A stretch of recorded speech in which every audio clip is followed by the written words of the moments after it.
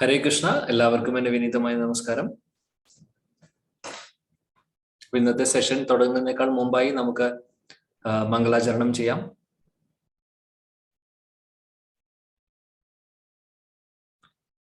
ജയ ജയ ശ്രീ ചൈതന്യ ജയ നിത്യാനന്ദ ജയ ദ്വൈത ചന്ദ്ര ജയ ഗൗര ഭക്ത വൃന്ദ.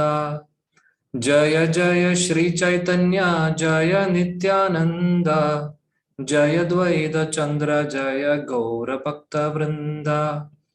ജയ ജയ ശ്രീ ചൈതന്യ ജയ നിത്യാനന്ദ ജയ ദ്വൈത ചന്ദ്ര ജയ ഗൗര ഭക്ത വൃന്ദ.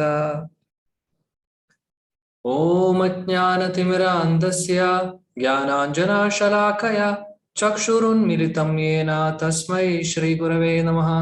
ശ്രീ ചൈതന്യമനോഭീഷ്ടം സ്ഥാപിതം യേന ഭൂതലേ സ്വയം രൂപാ കഥാ മഹ്യം ദദാതി സ്വപദാന്തികം. വന്ദേഹം ശ്രീഗുരോ ശ്രീയുതപദകമലം ശ്രീഗുരും വൈഷ്ണവാംശ്ച ശ്രീരൂപം സാഗ്രജാതം സഹഗണ രഘുനാഥാന്വിതം തം സജീവം സാദ്വൈതം സാവധൂതം പരിജനസഹിതം കൃഷ്ണ ചൈതന്യദേവം ശ്രീ രാധാ കൃഷ്ണ പാദ സഹഗണ ലലിത ശ്രീ വിശാഖാമിതാംശ്ച. ഹേ കൃഷ്ണ കരുണാ സിന്ധോ ദീനബന്ധോ ജഗത്പദേ ഗോപേശ ഗോപികാ കാന്ത രാധാ കാന്ത നമോസ്തുതേ. തപ്ത കാഞ്ചന ഗൗരാംഗി ശ്രീ രാധേ വൃന്ദാവനേശ്വരി വൃഷഭാനുസുതേ ദേവി പ്രണമാമി ഹരിപ്രിയേ.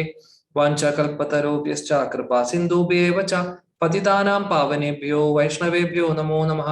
നമഃ ഓം വിഷ്ണുപാദായ കൃഷ്ണപൃഷ്ഠായ ഭൂതലേ ശ്രീമതേ ഭക്തിവേദാന്ത സ്വാമിനിതി നാമിനെ.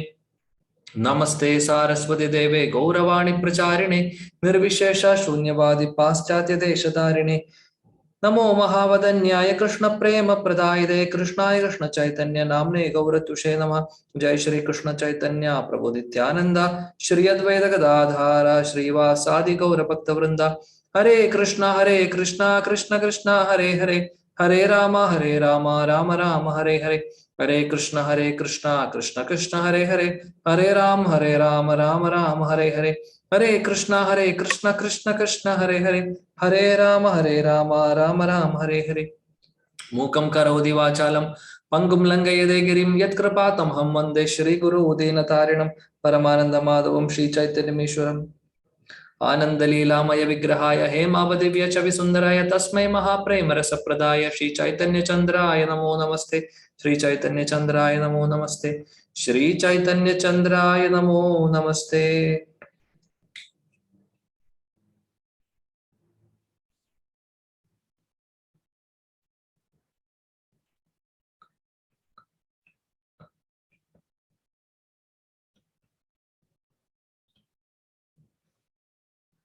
ഹരേ കൃഷ്ണ. എല്ലാവർക്കും എൻ്റെ വിനീതമായ നമസ്കാരം. ഒരുപാട് സന്തോഷമുണ്ട് നിങ്ങളെല്ലാവരെയും ഒരിക്കൽ കൂടി ഇവിടെ കാണാൻ സാധിച്ചതിൽ. നിങ്ങളുടെ ഈ സത്സംഗത്തിൽ ഇരിക്കാനുള്ള ഒരു സൗഭാഗ്യം എനിക്ക് ലഭിച്ചതിൽ ഒരുപാട് നന്ദിയുണ്ട് ഭഗവാനോടും നിങ്ങൾ ഓരോരുത്തരോടും, ഇന്ദുമതി മാതാജിയോടും നരോത്തം കൃഷ്ണപ്രഭുവിനോടും ബാക്കി അവിടെയുള്ള എല്ലാ സീനിയർ വൈഷ്ണവരോടും വൈഷ്ണവിമാരോടും എല്ലാം ഞാൻ നന്ദി പറയുന്നു. നിങ്ങളുടെ എല്ലാവരും തൃപാദങ്ങളിൽ എൻ്റെ സാഷ്ടാംഗ പ്രണാമം. അപ്പോൾ ഇന്ന് നമ്മൾ ഉപദേശാമൃതമല്ല ചർച്ച ചെയ്യുന്നത്. കഴിഞ്ഞ ക്ലാസ്സിൽ നമ്മൾ ഉപദേശാമൃതത്തിലെ രണ്ടാമത്തെ ശ്ലോകം ചർച്ച ചെയ്തുകൊണ്ടിരിക്കുകയാണ്. അപ്പോൾ അത്യാഹാരത്തെ കുറിച്ചായിരുന്നു കഴിഞ്ഞ ക്ലാസ്സിൽ നമ്മൾ ചർച്ച ചെയ്തത്. ഇന്നൊരു പ്രധാനപ്പെട്ട ദിവസമാണ്. നമ്മുടെ വൈഷ്ണവ കലണ്ടർ പ്രകാരം ഇന്ന് ശ്രീല വൃന്ദാവൻ ദാസ് ഠാക്കൂർ മഹാശയ് എന്ന് പറയുന്ന ഒരു വരിഷ്ഠനായിട്ടുള്ള ഒരു വൈഷ്ണവന്റെ ആവിർഭാവ തിഥിയാണെന്ന്. ശ്രീല വൃന്ദാവൻ ദാസ് ഠാക്കൂർ ഒരുപക്ഷെ നിങ്ങൾ കേട്ടിട്ടുണ്ടാവും. അദ്ദേഹം നമ്മുടെ ഗൗഡീയ വൈഷ്ണവരിൽ വെച്ച് ഗൗഡീയ വൈഷ്ണവ പരമ്പരയിൽ വളരെ പ്രധാനപ്പെട്ട നമ്മുടെ ഒരു ആചാര്യനാണ്. അപ്പോൾ അദ്ദേഹത്തിന്റെ ആവിർഭാവ തിഥിയാണെന്ന്. അപ്പോൾ ഇന്ന് കുറച്ച് അദ്ദേഹത്തെ സ്തുതിക്കാൻ നമുക്ക് എല്ലാവർക്കും കൂടി ശ്രമിക്കാം. കാരണം ആചാര്യന്മാരുടെ തിരോഭാവം അല്ലെങ്കിൽ ആവിർഭാവ തിഥികളൊക്കെ വളരെ പ്രധാനപ്പെട്ടതാണ്. നമുക്ക് എല്ലാവർക്കും പ്രധാനപ്പെട്ട ഒരു ദിവസം തന്നെയാണ്. ഭഗവാന്റെ ആവിർഭാവ തിഥി മാത്രമല്ല നമ്മൾ ആഘോഷിക്കാറുള്ളത്, അല്ലെ? ഇതേപോലെ നമ്മുടെ വൈഷ്ണവാചാര്യന്മാരുടെ ആവിർഭാവം, തിരോഭാവ തിഥികളും നമ്മൾ ആഘോഷിക്കാറുണ്ട്. കാരണം അന്ന് ഈ തിഥിക്കെല്ലാം എന്താ പ്രത്യേകത എന്ന് വെച്ചാൽ, ആ വ്യക്തിയുടെ പൂർണ്ണമായിട്ടുള്ള എല്ലാ ശക്തിയും ആ തിഥിക്കുണ്ട്. അതാണ് ഈ തിഥി ആഘോഷിക്കുന്നതിന്റെ പ്രത്യേകത, അല്ലെങ്കിൽ തിഥി നമ്മൾ ആചരിക്കുന്നതിന്റെ പ്രത്യേകത അതാണ്. ഇന്നത്തെ ദിവസം ശ്രീല വൃന്ദാവൻ ദാസ് ഠാക്കൂറിനെ കുറിച്ച് അദ്ദേഹത്തെ കുറിച്ച് നമ്മൾ ചർച്ച ചെയ്യുകയാണെങ്കിൽ, അല്ലെങ്കിൽ അദ്ദേഹത്തെ നമ്മൾ സ്തുതിക്കുകയാണെങ്കിൽ, അദ്ദേഹത്തിന്റെ മഹിമകളൊക്കെ നമ്മൾ ഇവിടെ ചർച്ച ചെയ്യുകയാണെങ്കിൽ, തീർച്ചയായിട്ടും അദ്ദേഹത്തിന്റെ പ്രിയപ്പെട്ട ആരാണ്? അദ്ദേഹത്തിന്റെ ഗുരു അല്ലെങ്കിൽ ഭഗവാന് ഒരുപാട് സന്തോഷം ഉണ്ടാവും. കാരണം ഭഗവാനെ സ്തുതിക്കുന്നേക്കാൾ കൂടുതൽ അദ്ദേഹം ഇഷ്ടപ്പെടുന്നത് ഭഗവാന്റെ ശുദ്ധ ഭക്തരെ സ്തുതിക്കുന്നതാണ്. അപ്പൊ തീർച്ചയായിട്ടും ശ്രീല വൃന്ദാവൻ ദാസ് ഠാക്കൂർ മഹാശയുടെ ആ ഒരു വളരെ എന്താ പറയാ അനുഗ്രഹം നമുക്ക് എല്ലാവർക്കും ആവശ്യമാണ്. പ്രത്യേകിച്ചും അദ്ദേഹത്തിന്റെ ഒരു റോള് ശരിക്കും പറയുകയാണെങ്കിൽ നമ്മുടെ ഗൗഡീയ വൈഷ്ണവ പരമ്പരയിൽ വളരെ പ്രധാനപ്പെട്ട ഒരു റോളാണ്. എന്തൊക്കെയാണെന്ന് ഇന്ന് നമുക്ക് കുറച്ചൊക്കെ ചർച്ച ചെയ്യാൻ ശ്രമിക്കാം. ഒരിക്കൽ ശീല പ്രഭുപാദ് ന്യൂ വൃന്ദാവൻ എന്ന് പറഞ്ഞ അമേരിക്കയിലെ ഒരു ഫാം കമ്മ്യൂണിറ്റിയാണ്. അവിടെ അദ്ദേഹം ക്ലാസ് എടുത്തുകൊണ്ടിരിക്കുകയായിരുന്നു. അപ്പോൾ ഇങ്ങനെ ക്ലാസ് എടുക്കുന്നതിന്റെ ഇടയിൽ ഒരു ചോദ്യം ശീല പ്രഭുപാദ് ചോദിക്കുകയാണ് ചെയ്യുന്നത്. ആർക്കൊക്കെ പറയാൻ സാധിക്കും എന്ന് പറഞ്ഞ് അദ്ദേഹം ഒരു ചോദ്യം ചോദിക്കുകയാണ്. ആർക്കൊക്കെ പറയാൻ സാധിക്കും ശ്രീമദ് ഭഗവത്ഗീതയിലെ ഏറ്റവും പ്രധാനപ്പെട്ട ശ്ലോകം ഏതാണെന്ന് ശീല പ്രഭുപാദ് എല്ലാവരോടും ചോദിക്കുകയാണ് ചെയ്യുന്നത്. അപ്പോൾ അതിന് പല ഉത്തരങ്ങളും പല ഭക്തരും പറഞ്ഞു.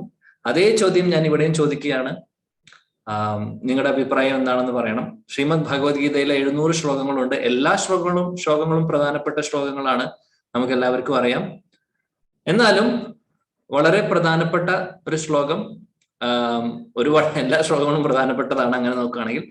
ഒരു ശീല പ്രഭുപാദ് ഈ ഒരു കോണ്ടെക്സ്റ്റിൽ ഒരു ശ്ലോകം പറയുന്നുണ്ട്. എന്താണെങ്കിലും നിങ്ങളുടെ അഭിപ്രായം എനിക്ക് കേൾക്കണം എന്നുണ്ട്. പറയാം, അൺമ്യൂട്ട് ചെയ്തോളൂ, പറഞ്ഞോളൂ. ഹരേ കൃഷ്ണ പ്രഭുജി. ഹരേ കൃഷ്ണ, പറയൂ. സർവധർമാൻ പരിത്യജ്യ മാമേകം ശരണം വ്രജ അഹം സർവ പാപേഭ്യോ മോക്ഷയിഷ്യാമി മാ ശുചഃ. ഹരേ കൃഷ്ണ. ഹരേ കൃഷ്ണ. വളരെ പ്രധാനപ്പെട്ട ശ്ലോകം തന്നെയാണത്, ഒരു സംശയവുമില്ല.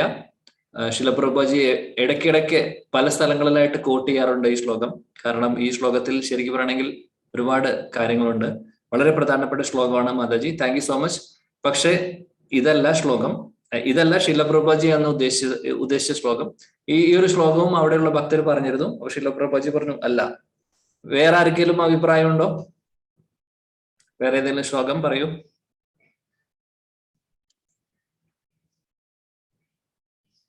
ഹരേ കൃഷ്ണ.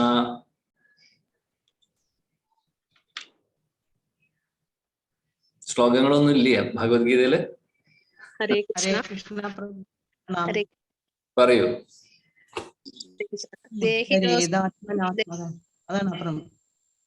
ആരാ പറയുന്നേ? പറയുന്നുണ്ട്, അവർ പറഞ്ഞു കഴിഞ്ഞിട്ട് ഞാൻ പറയാം പ്രഭു. ഹരേ കൃഷ്ണ. ഓക്കെ, പറയൂ. ഹരേ കൃഷ്ണ പ്രഭു. പറയൂ മാതാജി. ദേഹിനോ യഥാ ദേഹേ കൗമാരം യൗവനം ചര തഥാ ദേഹാന്തര പ്രാപ്തി ധീരസത്രന്യം. ഓക്കെ, ഇമ്പോർട്ടന്റ് ശ്ലോകം തന്നെയാണ്. നമ്മുടെ അവസ്ഥയെ കുറിച്ച് പറയാണ് അല്ലേ? പക്ഷേ ശ്ലോകം പ്രധാനപ്പെട്ട ശ്ലോകം തന്നെയാണ്. നമ്മൾ മെമ്മറൈസേഷൻ ചെയ്യേണ്ട ശ്ലോകമാണ്. പക്ഷെ ഇതല്ല ശീല പ്രഭുജി ഉദ്ദേശിച്ചത്. ഇനി ആരാ പറയാൻ വേറെ ആരോ പറഞ്ഞല്ലോ? പറയൂ മാതാജി. ആത്മാനം അവസാദേ ആത്മനോ അതാണോ പ്രഭു? ഈ ശ്ലോകം പ്രധാനപ്പെട്ടതാണ്. മനസ്സിനെ കുറിച്ച് പറയുന്നുണ്ട് അല്ലെ? ഭഗവാൻ പറയുന്ന ശ്ലോകം വളരെ പ്രധാനപ്പെട്ട ശ്ലോകമാണ്. പക്ഷെ ശീല പ്രഭുജി ഇതല്ല ഉദ്ദേശിച്ചത്. ഞാൻ ഉദ്ദേശിച്ച ആൻസർ ഇതുവരെ വന്നില്ല. അതായത് ശീല പ്രഭുജി പറഞ്ഞ ആൻസർ അല്ല. നോർമലി സാധാരണ പ്രധാനപ്പെട്ട ശ്ലോകം ഏതാണെന്ന് ചോദിച്ചാല് പെട്ടെന്ന് നമ്മുടെ വായിൽ വരുന്ന ശ്ലോകം ഒന്ന് സർവധർമ്മം പരിത്യജ്യാണ്, അത് ഓൾറെഡി പറഞ്ഞു. അതല്ലാതെ വേറൊരു ശ്ലോകം കൂടെ ഉണ്ട് വളരെ ഫേമസ് ആയിട്ടുള്ളത്. ഹരികൃഷ്ണ പ്രഭു, Yes. അനന്യ ചിന്തു ധന്യവാദ്. പരിപാസത്തെ തേഷാം സേവയാ. യോഗക്ഷേമം മഹാമിഹം.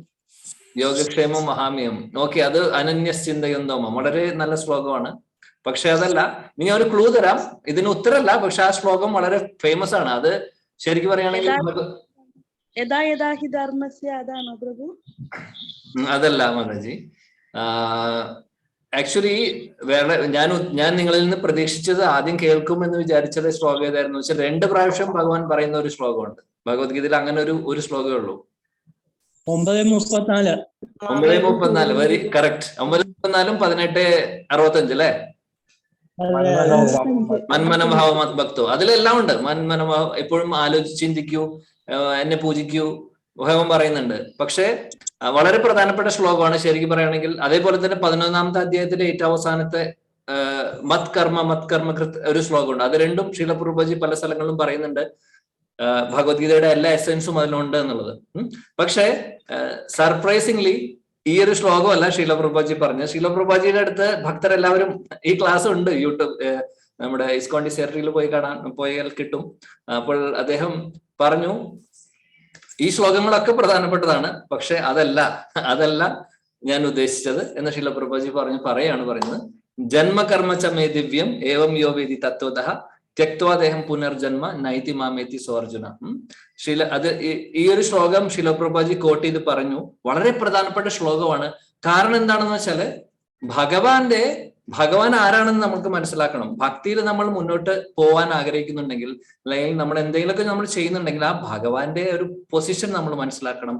അല്ലെങ്കിൽ ഭഗവാന്റെ ലീലകൾ, അത് ആ തത്വങ്ങളിലൊക്കെ വളരെ നല്ല രീതിയിൽ മനസ്സിലാക്കണം. എന്നാൽ മാത്രമേ നമുക്ക് ശരിക്കും പറയുകയാണെങ്കിൽ ആ ഒരു വിശ്വാസം, അനന്യമായിട്ടുള്ള വിശ്വാസം, കാരണം നമ്മുടെ വിശ്വാസം എപ്പോഴും ഷേക്കിംഗ് ആണ് അല്ലെ.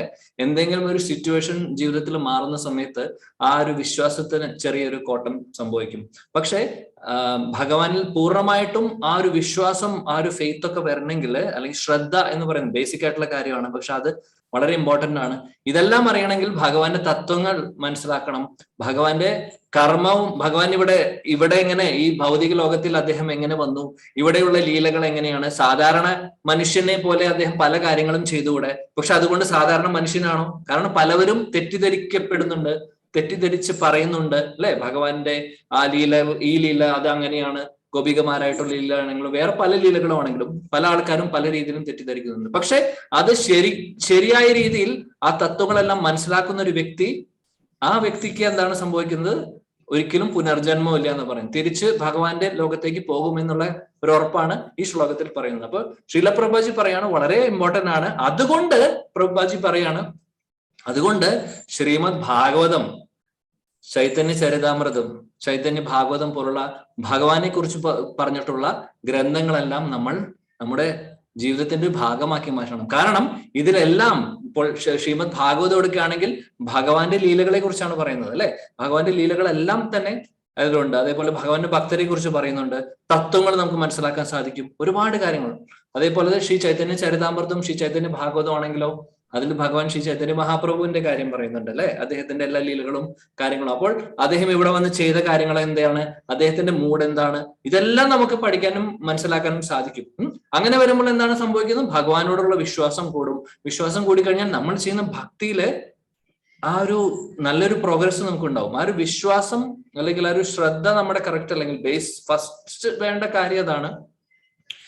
എന്തൊക്കെ സംഭവിച്ചാലും, നാളെ ലോകം ഇടിഞ്ഞു വീണാലും ആ ഭഗവാനോടുള്ള ഈ വൈ കൃഷ്ണ എന്നുള്ളൊരു ക്വസ്റ്റ്യൻ നമ്മുടെ ഉള്ളിൽ വരാൻ പാടില്ല. അതാണ് വിശ്വാസം. എന്തൊക്കെ സംഭവിച്ചാലും ഇതൊക്കെ ആ ഒരു പ്ലാൻ ആണ്, അല്ലെങ്കിൽ ആ ഒരു ഭഗവാനിൽ പൂർണ്ണമായിട്ടും സമർപ്പിച്ച് മുന്നോട്ട് പോവുക എന്നുള്ളതാണ് ശരിയായിട്ടുള്ള ഒരു ഭക്തന്റെ ആ ഒരു ലെവല്. അങ്ങനെ ആയിരിക്കണം. ആ ഒരു ലെവലിലേക്ക് നമ്മളെല്ലാവരും ഉയരാൻ ശ്രമിക്കണം. അപ്പോൾ ഇത് ഞാനിവിടെ പറയാൻ കാരണം എന്താണെന്ന് വെച്ചാൽ, ശ്രീമദ് ഭാഗവതം, ശ്രീ ചൈതന്യ ചരിതാമൃതം, ശ്രീ ചൈതന്യ ഭാഗവതം എന്ന് പറയുന്ന ഈ ഗ്രന്ഥങ്ങളൊക്കെ, ഈ പറയുന്ന ഗ്രന്ഥങ്ങളെല്ലാം നമുക്ക് വളരെ പ്രിയപ്പെട്ടതാണ്, അല്ലെങ്കിൽ പ്രധാനപ്പെട്ട ഗ്രന്ഥങ്ങളാണ്, നമ്മൾ പഠിക്കേണ്ട ഗ്രന്ഥങ്ങളാണ്. അതിൽ ശ്രീ ചൈതന്യ മഹാപ്രഭുവിന്റെ ചരിത്രം പറയുന്ന പ്രധാനപ്പെട്ട ഒരുപാട് ഗ്രന്ഥങ്ങളുണ്ട്. അതിൽ ശ്രീ ചൈതന്യ ചരിതാമൃത് നമുക്ക് എല്ലാവർക്കും അറിയാം. ശീലകൃഷ്ണദാസ് കവിരാജ് ഗോസ്വാമി അദ്ദേഹം തന്നിട്ടുള്ള ശ്രീ ചൈതന്യ ചരിതാമൃത്. ഇപ്പോൾ ഭഗവാന്റെ കാരുണ്യം കൊണ്ട് മലയാളത്തിൽ അത് വന്നിട്ടുണ്ട്. പിന്നെ ഉള്ളത് ശ്രീ ചൈതന്യ ഭാഗവതമാണ്. ശ്രീ ചൈതന്യ ഭാഗവതം എഴുതിയിട്ടുള്ളത് ശീല വൃന്ദാവൻ ദാസ് ഠാക്കൂർ മഹാശയ്. ഇന്ന് നമ്മൾ ചർച്ച ചെയ്യാൻ പോകുന്ന അദ്ദേഹത്തെ കുറിച്ചാണ്. ശ്രീ ചൈതന്യ ഭാഗവതം. അതേപോലെ ചൈതന്യ മംഗൾ എന്ന് പറയുന്ന ഒരു ഗ്രന്ഥം കൂടെയുണ്ട്. ശീല ലോചൻ ദാസ് ഠാക്കൂർ എന്ന് പറയുന്ന ഒരു വരിഷ്ഠനായിട്ടുള്ള ഒരു ഭക്തൻ എഴുതിയിട്ടുള്ളതാണ്. ഇതൊക്കെയാണ്. വേറെയുണ്ട്, ഒരുപാടുണ്ട്. ഭക്തിരത്നാകർ ഉണ്ട്, നരഹരി ചക്രവർത്തി ഠാക്കൂറിന്റെ, അങ്ങനെ ഒരുപാട് ഗ്രന്ഥങ്ങളുണ്ട്. പക്ഷെ ഈ 3 ഗ്രന്ഥങ്ങളും വളരെ പ്രധാനപ്പെട്ടതാണ്. ശ്രീ ചൈതന്യ മഹാപ്രഭുവിന്റെ ചരിത്രം പറയുന്ന ഗ്രന്ഥങ്ങളാണ്. ഇതില് ഈ നമ്മളിപ്പോൾ ചൈതന്യ ചരിതാമൃതം എടുക്കുകയാണെങ്കിൽ ആദിലീല, മധ്യലീല, അന്ത്യലീല എന്ന് പറഞ്ഞ 3 സെക്ഷനായിട്ട് തിരിച്ചിരിക്കുകയാണ്. ആദിലീല എന്ന് പറഞ്ഞാൽ ഭഗവാന്റെ സന്യാസത്തിന് മുമ്പുള്ള സമയമാണ്. മധ്യലീലയിൽ പറയുന്ന സന്യാസം കഴിഞ്ഞിട്ടുള്ള സൗത്ത് ഇന്ത്യൻ ടൂറും ബാക്കി രൂപശിക്ഷ, സനാതൻ ശിക്ഷ, അതേപോലെ ബാക്കിയുള്ള ഒരുപാട് കാര്യങ്ങൾ അതിൽ പറയുന്നുണ്ട്. ജഗന്നാഥ് പുരിയിലെ രഥയാത്രയെ കുറിച്ചും ബാക്കിയുള്ള കാര്യങ്ങളൊക്കെയാണ് മധ്യലീലയിൽ പറയുന്നത്. അന്ത്യലീലയിൽ പറയുന്നത് ശ്രീ ചൈതന്യ മഹാപ്രഭുവിന്റെ അവസാനത്തെ കുറച്ച് 12 വർഷത്തെ അദ്ദേഹത്തിന്റെ കാര്യങ്ങളും ലീലകളുമാണ് പറയുന്നത്. അപ്പോൾ അത് ചൈതന്യ ചരിതാമൃതം. ചൈതന്യ ഭാഗവതവും ഇതേപോലെ തന്നെ 3 ആയിട്ടാണ് തിരിച്ചിരിക്കുന്നത്. ആദിലീലയല്ല, ഇതിൽ ആദിഖണ്ഡ, മധ്യഖണ്ഡ, അന്ത്യഖണ്ഡ, അങ്ങനെ 3 സെക്ഷനാണ്. വളരെ മനോഹരമായിട്ടുള്ള ബംഗാളി ലാംഗ്വേജിൽ എഴുതിയിട്ടുള്ള ശീല വൃന്ദാവൻ ദാസ് ഠാക്കൂർ എഴുതിയിട്ടുള്ള ശ്രീ ചൈതന്യ ഭാഗവതം ഇംഗ്ലീഷിൽ അവൈലബിൾ ആണ്. അത് ശരിക്കും പറയുകയാണെങ്കിൽ നമ്മുടെ ശീല ഭക്തി സിദ്ധാന്ത സരസ്വതി ഗോസ്വാമി മഹാരാജ്, ശീല പ്രഭുപാജിയുടെ ഗുരു, ശീല പ്രഭുപാജിയുടെ ഗുരുവാണ് ശ്രീ ചൈതന്യ ഭാഗവതം അതിന്റെ പർപ്പോട്ട് എഴുതിയിട്ടുള്ളത്, അല്ലെങ്കിൽ അതിന്റെ ഭാവാർത്ഥം അദ്ദേഹം എഴുതിയിട്ടുള്ളത്. പക്ഷെ അദ്ദേഹം ഇംഗ്ലീഷിലല്ല ഭാവാർത്ഥം എഴുതിയിട്ടുള്ളത്, അദ്ദേഹം ബംഗാളിയിൽ തന്നെയായിരുന്നു ഭാവാർത്ഥം എഴുതിയിട്ടുള്ളത്. അതുകൊണ്ട് ശീല പ്രഭുപാജി അതുകൊണ്ടാണ് ശ്രീ ചൈതന്യ ഭാഗവതം അദ്ദേഹം ട്രാൻസ്ലേഷൻ ചെയ്യാതിരിക്കാൻ കാര്യം എന്താണെന്ന് വെച്ചാൽ അദ്ദേഹത്തിന്റെ ഗുരു ഓൾറെഡി അതിന്റെ ഒരു പർപ്പോട്ടും അതിന്റെ ഭാവാർത്ഥമൊക്കെ ഓൾറെഡി എഴുതിയിട്ടുണ്ട്. ശീല പ്രഭുപാജി ഫോക്കസ് ചെയ്തത് എന്നില്ലായിരുന്നു വെച്ചാൽ ചൈതന്യ ചരിതാമൃതത്തിലായിരുന്നു. ചൈതന്യ ചരിതാമൃതത്തിലെ ഇത്രയും ഭാവാർത്ഥങ്ങളൊക്കെ അദ്ദേഹം ആ റെസ്പോൺസിബിലിറ്റി എടുത്ത് എഴുതി. ചൈതന്യ ചരിതാമൃതം, ചൈതന്യ ഭാഗവതം ശീല ഭക്തി സിദ്ധാന്ത സരസ്വതി ഗോസ്വാമി മഹാരാജ് അതിന്റെ പർപ്പോട്ട്സും ഭാവാർത്ഥം എഴുതിയിട്ടുണ്ട്. പക്ഷെ അത് ഇംഗ്ലീഷിലേക്ക് ട്രാൻസ്ലേഷൻ ചെയ്തത് ശീല പ്രഭുപാജിക്ക് അതിന് സമയം കിട്ടിയില്ലായിരുന്നു. ബാക്കി ശീല പ്രഭുപാജിയുടെ ശിഷ്യന്മാരാണ് അത് ട്രാൻസ്ലേഷൻ ചെയ്തിട്ടുണ്ട്. നമുക്കിപ്പോ ഇംഗ്ലീഷിൽ അവൈലബിൾ ആണ്. ഏകദേശം 7 പുസ്തകങ്ങളാണുള്ളത്.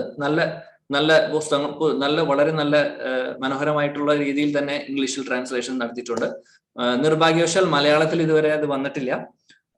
എന്നെങ്കിലും നമുക്കത് പ്രതീക്ഷിക്കാം എന്നാണെങ്കിലും. ഓക്കെ, അപ്പൊ ശീല വൃന്ദാവൻ ദാസ് ഠാക്കൂർ മഹാശയാണ് ആ ഗ്രന്ഥം രചിച്ചിട്ടുള്ളത്. ശീല ഭക്തി സിദ്ധാന്ത സരസ്വതി ഗോസ്വാമി മഹാരാജിന് ഒരുപാട്, അതായത് ശീല പ്രഭുപാജിയുടെ ഗുരു മഹാരാജിന് ഒരുപാട് ഇഷ്ടമുള്ള ഒരു ഗ്രന്ഥമാണ് ശ്രീ ചൈതന്യ ഭാഗവതം. അദ്ദേഹം പലപ്പോഴും അദ്ദേഹത്തിന്റെ ക്ലാസ്സുകളിൽ പറയാറുണ്ട് ശ്രീ ചൈതന്യ ഭാഗവതത്തെ കുറിച്ച്. അദ്ദേഹം എന്നിട്ട് പറയാറുണ്ട്, ഒരു ഗൗഡീയ വൈഷ്ണവനെ ഗൗഡീയ വൈഷ്ണവൻ എന്ന് വിളിക്കണമെങ്കിൽ മിനിമം 100 പ്രാവശ്യമെങ്കിലും 100 പ്രാവശ്യമെങ്കിലും ശ്രീ ചൈതന്യ ഭാഗവതം മുഴുവൻ വായിക്കണം എന്ന് പറഞ്ഞിട്ടുണ്ട് അദ്ദേഹം. അതിലെ ഓരോ ശ്ലോകങ്ങളും ആദ്യം മുതൽ അവസാനം വരെ 100 പ്രാവശ്യമെങ്കിലും വായിക്കണം എന്ന് അദ്ദേഹം പറഞ്ഞിട്ടുണ്ട്. എന്നിട്ട് അദ്ദേഹം തന്നെ അദ്ദേഹത്തിന്റെ ആ ഒരു ലൈഫ് ടൈമിൽ അദ്ദേഹം 108 പ്രാവശ്യം ശ്രീ ചൈതന്യ ഭാഗവതം വായിച്ചിട്ടുണ്ട്. അദ്ദേഹം അത് പല സ്ഥലങ്ങളിലും പറഞ്ഞിട്ടുമുണ്ട്. അപ്പോൾ അദ്ദേഹത്തിന് വളരെ ഹൃദയത്തോട് അദ്ദേഹം ചേർത്ത് വെച്ചിട്ടുള്ള ഗ്രന്ഥമാണ്. ഒന്ന് ചൈതന്യ ഭാഗവതം, ശ്രീ ചൈതന്യ ചരിതാമൃതം. രണ്ടും ശീല ഭക്തി സിദ്ധാന്ത സരസ്വതി ഗോസ്വാമി മഹാരാജിന് ഒരുപാട് ഇഷ്ടമാണ്. പ്രത്യേകിച്ചും ശ്രീ ചൈതന്യ ഭാഗവതമാണ് അദ്ദേഹം ഭാവാർത്ഥം ചെയ്തിട്ടുള്ളത്. കാരണം ചൈതന്യ ചരിതാമൃതം വരുന്നേക്കാൾ മുമ്പാണ് ശ്രീ ചൈതന്യ ഭാഗവതം വന്നിട്ടുള്ളത്. ശീല കൃഷ്ണദാസ് കവിരാജ് ഗോസ്വാമി പിന്നീടാണ് ചൈതന്യ ചരിതാമൃതം എഴുതിയിട്ടുള്ളത്. ആദ്യം വന്നത് ചൈതന്യ ഭാഗവതമാണ്. ഇനി ശ്രീ ചൈതന്യ ഭാഗവതത്തിന് ശരിക്കും പറയുകയാണെങ്കിൽ ആദ്യം തുടക്കത്തിൽ പേര് കൊടുത്തിട്ടുണ്ടായിരുന്നത് ചൈതന്യ മംഗൾ എന്നായിരുന്നു പേര് കൊടുത്തിട്ടുണ്ടായിരുന്നത് ശീല വൃന്ദാവൻ ദാസ് ഠാക്കൂർ. പിന്നീട് ആ പേര് മാറ്റി ചൈതന്യ ഭാഗവതം ആക്കി. കാരണം എന്താണെന്ന് വെച്ചാൽ ചൈതന്യ മംഗൾ എന്ന് പറഞ്ഞിട്ടുള്ള ഗ്രന്ഥം പിന്നീട് കുറച്ച് വർഷങ്ങൾ കഴിഞ്ഞപ്പോൾ ശീല ലോചൻ ദാസ് ഠാക്കൂർ എഴുതി. അപ്പോൾ അദ്ദേഹത്തിന്റെ ഗ്രന്ഥത്തിന് പേരും ചൈതന്യ മംഗളം എന്ന് വെച്ച സമയത്ത് നമ്മുടെ ശ്രീല വൃന്ദാവൻ ദാസ് ഠാക്കൂർ അദ്ദേഹത്തിന്റെ ഗ്രന്ഥത്തിന്റെ പേര് മാറ്റി. ഒന്ന് ആലോചിച്ച് നോക്കൂ. ഇപ്പോഴത്തെ ആ ഒരു വൈഷ്ണവന്റെ ക്വാളിറ്റിയാണ് ഇതിൽ നിന്നൊക്കെ നമ്മൾ മനസ്സിലാക്കേണ്ടത്. ഒരു വ്യക്തി അദ്ദേഹത്തിന്റെ ബുക്ക് ഓൾറെഡി പ്രസിദ്ധീകരിച്ചു കഴിഞ്ഞു, അതിനുശേഷം അതിന്റെ ടൈറ്റിൽ മാറ്റണം എന്നുണ്ടെങ്കിൽ സാധാരണഗതിയിൽ ഒന്ന് ചിന്തിച്ചു നോക്കൂ. ഇപ്പോഴത്തെ ഒരു ലോകത്ത് അതൊക്കെ സംഭവിക്കുന്ന കാര്യമാണോ? ആരെങ്കിലും ചെയ്യാൻ സമ്മതിക്കുമോ? കാരണം ഇപ്പോഴത്തെ ഒരു ലോകത്ത് നടക്കുന്ന എന്താണ്? കോപ്പിറൈറ്റ് അല്ലെ? ഇത് എന്റെയാണ്, എന്റെ സ്വന്തമാണ് എന്ന് വിചാരിക്കുന്നവരാണ് നമ്മുടെ ലോകത്തിലുള്ള എല്ലാവരും. ഒരു തരത്തിലും സഹിഷ്ണുത ആർക്കും ഇല്ല. ആരെങ്കിലും എന്തെങ്കിലും ചെയ്തു കഴിഞ്ഞാൽ അതിനെ എങ്ങനെയെങ്കിലും അവരെ ബുദ്ധിമുട്ടിക്കാൻ നോക്കുക എന്നല്ലാതെ അവനവൻ ഒരു അഡ്ജസ്റ്റ്മെന്റ് ചെയ്യാൻ ആരും തയ്യാറല്ല. കാരണം എല്ലാവർക്കും ഒരു സെൽഫിഷ് മെന്റാലിറ്റി ഉണ്ട്. പക്ഷേ ഇതേപോലുള്ള വരിഷ്ഠ വൈഷ്ണവരുടെ കാര്യം ആലോചിച്ച് നോക്കൂ, അവരുടെ ഒരു ക്വാളിറ്റി നോക്കൂ. അദ്ദേഹം റെഡിയായി. അദ്ദേഹം 30 വയസ്സിലാണ് ശ്രീ ചൈതന്യ ഭാഗവതം എഴുതി തീർത്തത്. ഒന്ന് ആലോചിച്ച് നോക്കൂ, വളരെ ചെറുപ്പമാണ്. 30 വയസ്സിലാണ് അദ്ദേഹം ഇത്രയും മഹത് ഗ്രന്ഥം എഴുതിയിട്ടുള്ളത്. ആ സമയത്ത് അദ്ദേഹം അതിന്റെ പേര് മാറ്റാൻ തയ്യാറായി. അദ്ദേഹം അവിടെ പോയിട്ട് കോപ്പിറൈറ്റിന് കേസ് കൊടുക്കുവോ? ഒന്നും ചെയ്തിട്ടില്ല. സാധാരണ ഇപ്പോഴത്തെ ലോകത്ത് നടക്കുന്ന കാര്യം അതൊക്കെയാണ് അല്ലെ.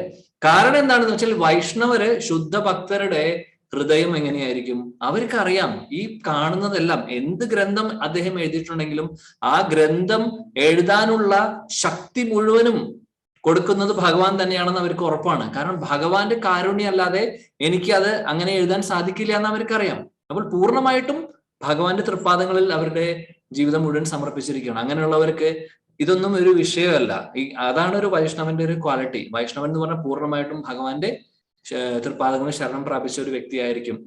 അല്ലെ, ഭഗവത്ഗീതയിൽ ഭഗവാൻ പറയുന്നുണ്ട്, രസോഹം അപ്സു കൗന്ദേയ പ്രഭാംസി ശശി സൂരയ പ്രണവ സർവവേദേഷു ശബ്ദ കെ പൗരുഷം നൃഷു. പൗരുഷം നൃഷു എന്ന് പറഞ്ഞാൽ ശിലപ്രഭുപാദി ട്രാൻസ്ലേറ്റ് ചെയ്യുന്ന എന്താണെന്ന് വെച്ചാൽ എബിലിറ്റി ഇൻ മാൻ. എബിലിറ്റി എന്ന് പറഞ്ഞാൽ നമുക്ക് ചെയ്യാനുള്ള ആ ഒരു ശക്തി, അല്ലെങ്കിൽ നമുക്ക് ചെയ്യാനുള്ള ഒരു കഴിവ്, നമ്മുടെ സ്കില്ലുകള്, നമ്മുടെ ടാലന്റുകള്, ഇതൊക്കെ ആരാണ് തരുന്നത്? ഇതൊക്കെ ആരാണ്? ഭഗവാൻ തരുന്നതാണ്. വെള്ളത്തിന്റെ രുചി കൊടുക്കുന്ന ആരാണ്? ഭഗവാനാണ്. അതേപോലെ ഓരോ മനുഷ്യർക്കും തരുന്ന ഓരോ കഴിവുകളും എല്ലാം ഭഗവാന്റെ കാരുണ്യമാണ്. എല്ലാം ഭഗവാന്റെ ആ ഒരു അനുഗ്രഹം കൊണ്ട് മാത്രമാണ്. അപ്പോൾ ഒരു വൈഷ്ണവനെ അങ്ങനെ ചിന്തിക്കാൻ സാധിക്കൂ. മറ്റുള്ളവരാണെങ്കിൽ എങ്ങനെയാ ചിന്തിക്കുന്നത്? ശീലപ്രഭുപാദി എപ്പോഴും പറയുന്ന പോലെ ക്രാബ് മെന്റാലിറ്റി. ക്രാബ് എന്ന് പറഞ്ഞു കഴിഞ്ഞാൽ ഞണ്ടിന്റെ മെന്റാലിറ്റി എങ്ങനെയാണെന്ന് വെച്ചാല് മറ്റുള്ളവരെ വലിച്ചിടുക എന്നുള്ളതാണ്. അത് പറയുന്നത് കേട്ടിട്ടുണ്ട്. ശിലപ്രഭുപാദി ക്ലാസ്സുകളിൽ പറയാറുണ്ട്, ഒരു ഞണ്ടുകളുള്ള ഒരു കൊട്ട നമ്മൾ വെക്കുകയാണെങ്കിൽ അത് തുറന്നു വെച്ചാലും ഒരു കുഴപ്പമില്ല എന്ന് പറയുന്നത്. കാരണം ഒരു ഞണ്ട് പോലും പുറത്തേക്ക് പോവില്ല. ഞണ്ടിനെ പിടിക്കുന്ന വ്യക്തിക്ക് ടെൻഷന്റെ ആവശ്യമില്ല. അത് മൂടി വെച്ചില്ലെങ്കിൽ ഇത് പുറത്തേക്ക് പോയാലോ എന്നുള്ളൊരു ടെൻഷൻ വേണ്ട. കാരണം എന്താണെന്ന് വെച്ചാൽ ഒരു ഞണ്ട് രക്ഷപ്പെടാൻ നോക്കുവാണെങ്കിൽ ബാക്കിയുള്ള ഞണ്ടുകളെല്ലാം കൂടി ആ ഞണ്ടിനെ വലിച്ചിടും. ഇതാണ് അവസ്ഥ. അപ്പോൾ ഒരാൾക്ക് പോലും അതിൽ നിന്ന് രക്ഷപ്പെടാൻ സാധിക്കില്ല. ഇതിനാണ് പറയുന്നത് ക്രാബ് മെന്റാലിറ്റി എന്ന്. കാരണം മറ്റുള്ളവരെ പിടിച്ച് വലിച്ചു താഴേക്ക് ഇടുക എന്നുള്ളത് അവനവന് മുന്നോട്ട് പോകാൻ വേണ്ടിയിട്ട് ചെയ്യുന്നു. അപ്പോൾ ഈ ഒരു അവസരത്തിൽ പറയുന്നത് എന്തുകൊണ്ടാണെന്ന് വെച്ചാൽ ശ്രീല വൃന്ദാവൻ ദാസ് ഠാക്കൂറിന് ആ ഗ്രന്ഥത്തിന്റെ പേര് മാറ്റാനോ അല്ലെങ്കിൽ അല്ലെങ്കിൽ അദ്ദേഹത്തിന്റെ അടുത്ത് നിങ്ങൾ എന്തുകൊണ്ട് ഈ പേര് എടുത്തു, ഞാൻ ആദ്യം ഈ പേര് ഓൾറെഡി എന്റെ പുസ്തകത്തിന് കൊടുത്തിട്ടുള്ളതാണ് എന്നൊക്കെ പറഞ്ഞ് അദ്ദേഹം അതിനൊന്നും നിന്നില്ല. അദ്ദേഹത്തിന്റെ ഗ്രന്ഥത്തിന്റെ പേര് മാറ്റി. ഈ കാര്യങ്ങളൊക്കെ വളരെ പ്രധാനപ്പെട്ടതാണ്. കാരണം നമ്മുടെ ഈ ഒരു ജനറേഷനിൽ ആൾക്കാർക്ക് ഇല്ലാത്ത ക്വാളിറ്റിയാണത്.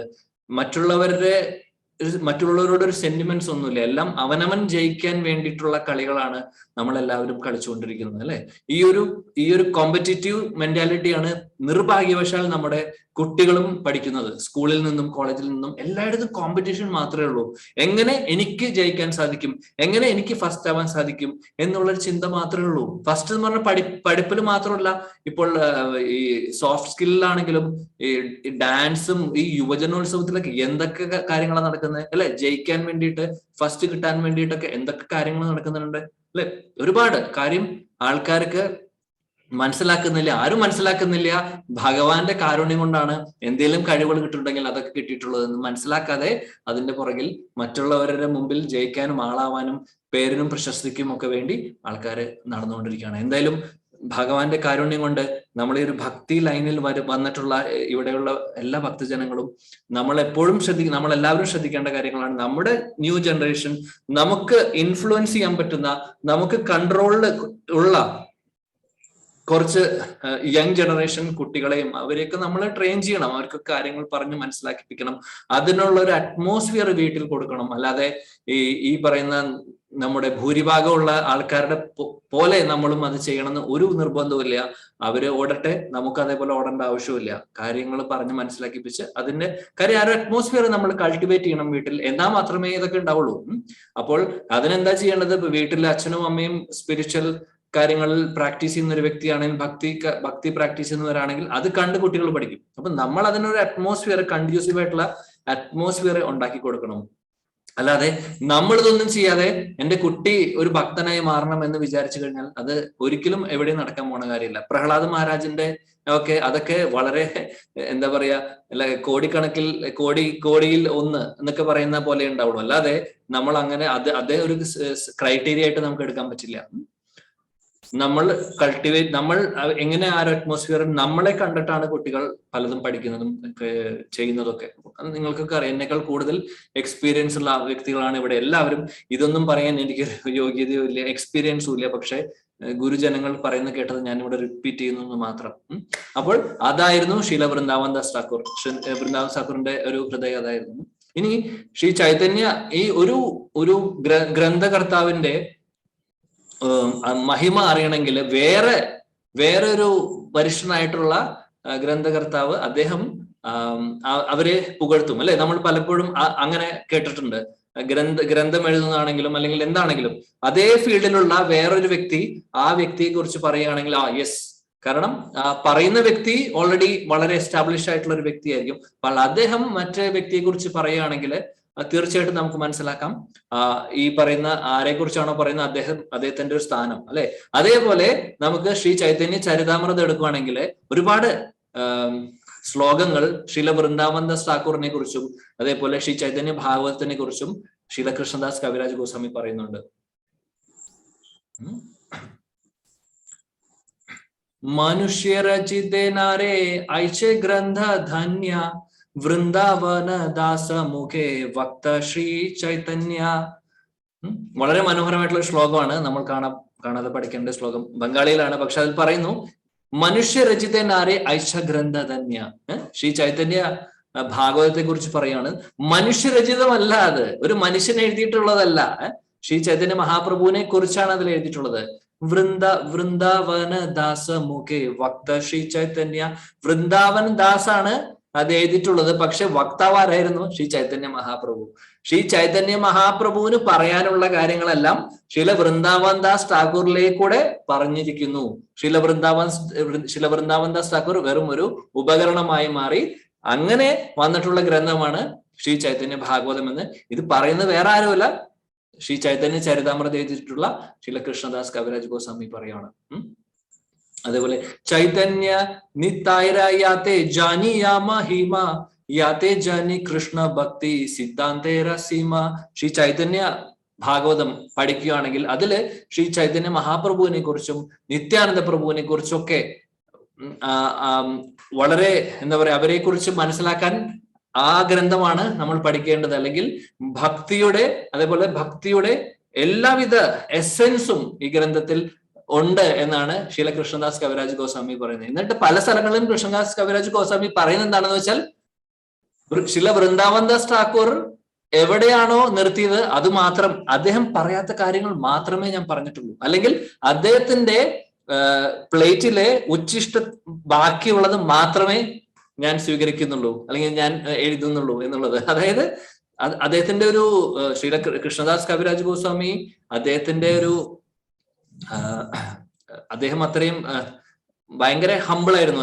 അദ്ദേഹത്തിന്റെ ആ ഒരു ക്വാളിറ്റിയാണ് അതിൽ നിന്ന് കാണുന്നത്. അദ്ദേഹം എല്ലാ ക്രെഡിറ്റും പറയുന്നത് എന്റെ ചൈതന്യ ചരിതാമൃതം പഠിച്ചിട്ട് നിങ്ങൾക്ക് ഒന്നും കിട്ടാൻ പോകുന്നില്ല, നിങ്ങൾ എല്ലാവരും പോയി ശ്രീ ചൈതന്യ ഭാഗവതം ശില വൃന്ദാവൻദാസ് ഠാക്കൂറിന്റെ ചൈതന്യ ഭാഗവതം പോയി പഠിക്കൂ എന്നാണ് പറയുന്നത് ശില കൃഷ്ണദാസ് കവിരാജ് ഗോസ്വാമി. അത്രയ്ക്കും ആ ഒരു സ്ഥാനമാണ് അദ്ദേഹം ശില വൃന്ദാവൻദാസ് ഠാക്കൂറിന് കൊടുത്തിട്ടുള്ളത്. പിന്നെ അദ്ദേഹം പറയുന്നുണ്ട് പല സ്ഥലങ്ങളിൽ, ഒരു സ്ഥലത്ത് പറയുന്നുണ്ട്, അതായത് ശില വൃന്ദാവൻദാസ് ഠാക്കൂറിന്റെ ഒരു സമ്മതം കൂടെ അദ്ദേഹത്തിന് കിട്ടി. അദ്ദേഹം ശില വൃന്ദാവൻദാസ് ഠാക്കൂറിന്റെ അടുത്ത് പ്രാർത്ഥിച്ചിരുന്നു. അങ്ങനെ അദ്ദേഹത്തിന്റെ സ്വപ്നത്തിൽ വന്ന് അദ്ദേഹത്തിനെ അനുഗ്രഹിച്ചു. അതിനുശേഷമാണ് ഇങ്ങനെ ചൈതന്യ ചരിതാമൃതം അദ്ദേഹം എഴുതുന്നത്. അതേപോലെ ചൈതന്യ മംഗള സുനയാദി പാഷണ്ഡി യവന സേഹ മഹാ വൈഷ്ണവ ഹയ തദക്ഷണ. അതായത് ആരൊക്കെയാണോ ഒരു പാഷണ്ഡി എന്ന് പറഞ്ഞാൽ നിരീശ്വരവാദിയായിട്ടുള്ള ഒരു വ്യക്തി പോലും ചൈതന്യ മംഗളം കേൾക്കുവാൻ, ചൈതന്യ മംഗളം എന്ന് ഉദ്ദേശിക്കുന്നത് ചൈതന്യ ഭാഗവതം ഈവൻ ഒരു പാഷണ്ഡിയോ അല്ലെങ്കിൽ നിരീശ്വരവാദിയായിട്ടുള്ള വ്യക്തികൾ കേൾക്കുകയാണെങ്കിൽ അവരൊക്കെ ശുദ്ധ ഭക്തരായി മാറുന്ന പറയുന്നത്. അത്രയ്ക്കും പവർഫുൾ ആണ് ശ്രീ ചൈതന്യ ഭാഗവതം. ഇത് പറയുന്നത് വേറെ ആരുമല്ല, ശില കൃഷ്ണദാസ് കവിരാജ് ഗോസ്വാമി, ചൈതന്യ ചരിതാമൃതത്തിന്റെ വക്താവ്. ഓക്കെ, ഇപ്പോൾ അതാണ് ശീല വൃന്ദാവൻദാസ് ഠാക്കൂറിനും. പിന്നെ അദ്ദേഹം പറയുന്നുണ്ട്, കൃഷ്ണലീല ഭാഗവതേ കാഹേ വേദവ്യാസ ചൈതന്യ ലീലാര വ്യാസ വൃന്ദാവനദാസ. കൃഷ്ണലീല പറഞ്ഞത് ഇതിലാണ്, ഭാഗവതത്തിലാണ്. ഭാഗവതം എഴുതിയിട്ടുള്ളതാണ് വേദവ്യാസനാണ്. നമുക്കറിയാം കൃഷ്ണലീല എഴുതിയിട്ടുള്ള, ശ്രീമദ് ഭാഗവതം എഴുതിയിട്ടുള്ള വേദവ്യാസാണ്. ചൈതന്യ ലീലാര വ്യാസ വൃന്ദാവനദാസ. ചൈതന്യ ലീലയുടെ വ്യാസദേവനാരാണ്? ശീല വൃന്ദാവൻദാസ് ഠാക്കൂർ. ഇതാണ് ശീല കൃഷ്ണദാസ് കവിരാജ് ഗോസ്വാമി പറഞ്ഞിട്ടുള്ളത്. ഇത് തന്നെയാണ് ഗൗര ഗണോദേശ ദീപിക എന്ന് പറയുന്ന ഒരു ഗ്രന്ഥമുണ്ട്. അത് എഴുതിയിട്ടുള്ളത് ശീല കവി കർണപൂർ ശ്രീ ചൈതന്യ മഹാപ്രഭുവിന്റെ വളരെ അടുത്ത ഒരു പാർഷദനുണ്ടായിരുന്നു, ശിവാനന്ദ സേൻ എന്ന് പറഞ്ഞിട്ടുള്ള അദ്ദേഹത്തിന്റെ മകനാണ് ശില കവി കർണപൂർ. വളരെ പരിഷ്ഠനായിട്ടുള്ള ഒരു ഭക്തനാണ് അദ്ദേഹം ഒരു പുസ്തകം എഴുതിയിട്ടുണ്ട്. എന്റെ കയ്യിലുണ്ട് അതിന്റെ ഒരു കോപ്പി. ഇംഗ്ലീഷിൽ വന്നിട്ടുണ്ട്. ഗൗര ഗണോദേശ ദീപിക എന്നാണ് പറയുന്നത്. അതില് പറയുന്നുണ്ട് കൃഷ്ണലീലയിലുള്ള എല്ലാ ക്യാരക്ടേഴ്സിനെയും ഇവിടെ ചൈതന്യലീലയിൽ മാപ്പ് ചെയ്തിട്ട് പറയുന്നുണ്ട്. ആ കൃഷ്ണലീലയിൽ അദ്ദേഹം ആരായിരുന്നു, ചൈതന്യലീലയിൽ ഇപ്പോൾ ആരാണ് എന്നുള്ളത്. ആ ഗ്രന്ഥത്തില് ശില കവി കർണപൂർ പറയുന്നുണ്ട് ഇദ്ദേഹത്തെ കുറിച്ച്, ശില വൃന്ദാവൻദാസ് ഠാക്കൂറിനെ കുറിച്ച് പറയുന്നുണ്ട്. ശില വൃന്ദാവൻദാസ് ഠാക്കൂർ രണ്ട് മഹാ വ്യക്തികളുടെ കോമ്പിനേഷൻ ആണ്. ഒന്ന് നേരത്തെ പറഞ്ഞത് കൃഷ്ണലീല ഭാഗവതേ കഹേ വേദവ്യാസം തന്നെയാണ്. ഭഗവാൻ വ്യാസദേവനും അതേപോലെ തന്നെ വ്രജധാമിലെ അല്ലെങ്കിൽ ഗോലക വൃന്ദാവനത്തിലെ ഒരു സഖ കൂടെ ഉണ്ട്. ഭഗവാന്റെ വളരെ പ്രിയപ്പെട്ട ഒരു സഖ ഉണ്ട്. അദ്ദേഹത്തിന്റെ പേര് എന്തായിരുന്നു? കുസുമാപീഡ് എന്നാണ് ആ സഖയുടെ ഭഗവാന്റെ സുഹൃത്തിന്റെ പേര്, സഖയുടെ പേര്. അപ്പോൾ കുസുമാപീഡും വ്യാസദേവനും കൂടിയിട്ടുള്ള ഒരു കമ്പൈൻഡ് ഒരു ഇൻകാർണേഷൻ ആണ് നമ്മുടെ ശില വൃന്ദാവൻദാസ് ഠാക്കൂർ. ശില വൃന്ദാവൻദാസ് ഠാക്കൂറിന്റെ അമ്മയുടെ പേരെന്തായിരുന്നു വെച്ചാൽ നാരായണി ദേവി എന്ന് പറഞ്ഞാൽ വേറെ ആരുമല്ല, നമ്മുടെ ശില പഞ്ചതത്വയിലെ ശ്രീവാസ് ഠാക്കൂറിന്റെ മരുമകളാണ്. ശ്രീവാസ് ഠാക്കൂറിന്റെ മൂത്ത ജ്യേഷ്ഠന്റെ മകളാണ് നാരായണി ദേവി. അപ്പൊ ഒന്ന് ആലോചിച്ച് നോക്കൂ, ആ നാരായണി ദേവിയുടെ മകനാണ് ശ്രീല വൃന്ദാവൻദാസ് ഠാക്കൂർ. അപ്പോൾ ഒരു ഫാമിലി തന്നെ ഒന്ന് ആലോചിച്ച് നോക്കൂ. ശ്രീവാസ് ഠാക്കൂറിനെ കുറിച്ച് പറയുമ്പോൾ നമുക്ക് എല്ലാവർക്കും വലിയ ഇഷ്ടമുള്ള ഒരു വ്യക്തിയാണ് അല്ലെ. പഞ്ചതത്വത്തിലെ വളരെ പ്രധാനപ്പെട്ട ഒരു വ്യക്തി തന്നെയാണ്. നമ്മളെപ്പോഴും എന്നും നമ്മൾ ചൊല്ലുന്നതാണ് അദ്ദേഹത്തിന്റെ സ്തുതി അല്ലെ. ജയ് ശ്രീ കൃഷ്ണ ചൈതന്യ പ്രഭു നിത്യാനന്ദ ശ്രീ അദ്വൈത ഗദാധാര ശ്രീവാസ് ആദി. ശ്രീവാസും ബാക്കിയുള്ള ആദി എന്ന് പറഞ്ഞാൽ ബാക്കിയുള്ള ഭഗവാന്റെ ചൈതന്യ മഹാപ്രഭുവിന്റെ പാർഷദർ എന്നാണ് ഉദ്ദേശിക്കുന്നത്. ശ്രീവാസ് ഠാക്കൂറിനെ കുറിച്ച് അവിടെ പറയുന്നുണ്ട്. ശ്രീവാസ് ഠാക്കൂർ ആരാണ്? നാരദ മഹർഷി തന്നെയാണ് ശ്രീവാസ് ഠാക്കൂർ. ആ ശ്രീവാസ് ഠാക്കൂറിന്റെ മൂത്ത ജ്യേഷ്ഠനായിട്ടുള്ള ശ്രീ നളിൻ എന്ന് പറയുന്ന അദ്ദേഹത്തിന്റെ ജ്യേഷ്ഠന്റെ മകളാണ് ശ്രീ നാരായണി ദേവി. ആ നാരായണി ദേവിയാണ് ശില വൃന്ദാവൻദാസ് ഠാക്കൂറിന്റെ അമ്മ. ഇനി ശ്രീവാസ് ഠാക്കൂറിനെ കുറിച്ച് നമുക്ക് പറയേണ്ട ആവശ്യം, ആ ഒരു ഫാമിലി ബാക്ക്ഗ്രൗണ്ട് മനസ്സിലാക്കണമല്ലോ. കാര്യം ശ്രീവാസ് ഠാക്കൂറിന്റെ മരുമകൾ എന്ന് പറയുമ്പോൾ ഒന്ന് ആ ക്വാളിറ്റി ഒന്ന് ആലോചിച്ച് നോക്കൂ. കാരണം ശ്രീവാസ് ഠാക്കൂർ സാധാരണ ഒരു വ്യക്തിയായിരുന്നില്ല അല്ലെ. ഭഗവാൻ അത്രയും ശ്രീ ചൈതന്യ മഹാപ്രഭുവിന് വളരെ പ്രിയപ്പെട്ട ഒരു ഭക്തനായിരുന്നു. ശരിക്കും പറയുകയാണെങ്കിൽ ഒരു അച്ഛന്റെ സ്ഥാനം പലപ്പോഴും കൊടുക്കാറുണ്ട് ശ്രീവാസ് ഠാക്കൂറിന്. പിന്നെ എല്ലാ സങ്കീർത്തന സങ്കീർത്തനവും എന്താ പറയാ രാത്രിയിൽ ഉണ്ടായിരുന്നിട്ടുള്ള സങ്കീർത്തനങ്ങളൊക്കെ ഷീവാസ് ആങ്കണിലാണ് നടന്നിട്ടുള്ളത് അല്ലെ. നമുക്കറിയാം അവിടെ നിന്നാണ് ഇതിന് എല്ലാത്തിനും തുടക്കം. ഈ സങ്കീർത്തന ആന്തോളനത്തിന് ഒരു തുടക്കം തന്നെ ശ്രീവാസ് ഠാക്കൂറിന്റെ വീട്ടിൽ നിന്നാണ്. അവിടെയാണ് എന്നും ഇവരെ ഭക്തരെല്ലാവരും കൂടെ വന്ന് ഇത് ചെയ്യാറുള്ളത്, കീർത്തനം ചെയ്യാറുള്ളത്. അപ്പോൾ എല്ലാ ഭക്തരും അവിടെ വന്ന് രാത്രി മുഴുവനും കീർത്തനം ചെയ്യുന്നു.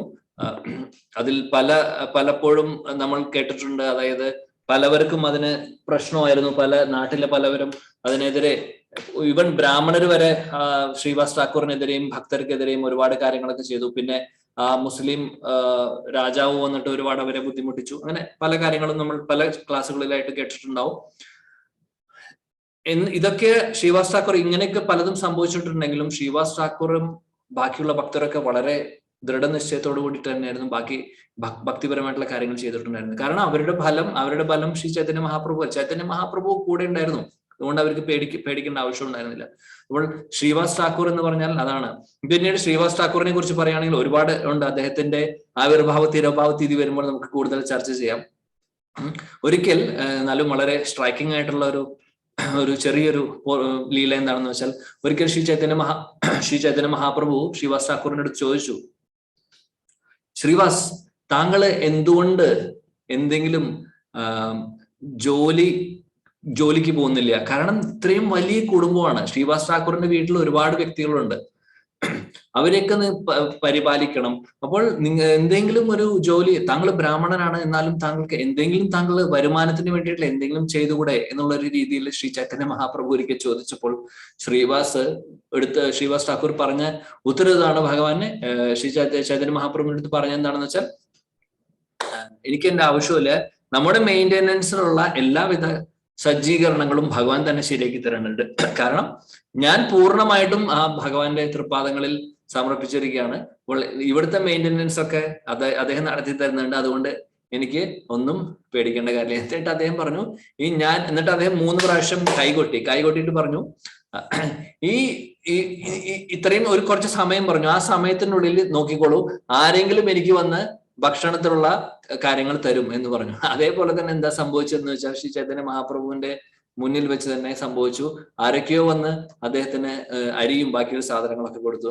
ചൈതന്യ മഹാപ്രഭു ഇത് കണ്ടപ്പോ പറയാണ്, ഒരുപാട് സന്തോഷമായി. കാരണം സന്തോഷമാവാൻ കാരണം എന്താണെന്ന് വെച്ചാൽ, ആ ശ്രീവാസ് ഠാക്കൂറിന്റെ ആ ഒരു ഡെഡിക്കേഷൻ, ആ ഒരു വിശ്വാസം ഭഗവാനെ പൂർണ്ണമായിട്ടും, നമ്മൾ എപ്പോഴും പറയാറുണ്ടല്ലോ അല്ലെ, ഈ ശരണാഗതിയുടെ ശ്ലോകം എന്താണ്? അനുകൂലിസ്യ സങ്കല്പ പ്രതികൂലിസ്യ വർദ്ധനം രക്ഷിഷ്യതി വിശ്വാസോ ഗോപ്തൃത്വേ വരണം തഥാ. പൂർണ്ണമായിട്ടും ആ വിശ്വാസം, ഗോപ്തൃത്വേ വരണം തഥാ എന്ന് പറഞ്ഞാൽ പൂർണ്ണമായിട്ടും എന്റെ മെയിൻ്റെനൻസ് എല്ലാം പൂർണ്ണമായിട്ടും ഭഗവാനെ ചെയ്യുന്നേ. ഏതൊരവസ്ഥയിലും ഭഗവാൻ എന്നെ രക്ഷിച്ചോളും എന്നുള്ള ആ പൂർണ്ണമായിട്ടുള്ള വിശ്വാസമാണ് ഭഗവാന് പൂർണ്ണമായിട്ടും ഡിപ്പെൻഡ് ചെയ്യാണ് ചെയ്യുന്നത്. അതൊക്കെയാണ് ഒരു ഭക്തന്റെ ക്വാളിറ്റി. ശ്രീവാസ് ഠാക്കൂർ എന്ന് പറയുന്ന വ്യക്തി അങ്ങനെയായിരുന്നു, പൂർണ്ണമായിട്ടും ഭഗവാനിൽ സമർപ്പിച്ചിരിക്കുകയായിരുന്നു. ആ ശ്രീവാസ് ഠാക്കൂറിന്റെ വീട്ടിലുള്ള ജ്യേഷ്ഠന്റെ പുത്രിയാണ്, മകളാണ് നാരായണി ദേവി. ആ നാരായണി ദേവി ആരായിരുന്നു വെച്ചാല്, കൃഷ്ണലീലയില് ഗണദേശ് പറയുന്നു, കൃഷ്ണലീലയില് ഒരു അംബിക എന്ന് പറയുന്ന ഒരു ഗോപി ഉണ്ടായിരുന്നു, ഒരു ഗോപസ്ത്രീ ഉണ്ടായിരുന്നു. യശോദ അമ്മയുടെ സുഹൃത്തായിരുന്നു, യശോദ അമ്മയുടെ പ്രായമുള്ള അംബിക ദേവി.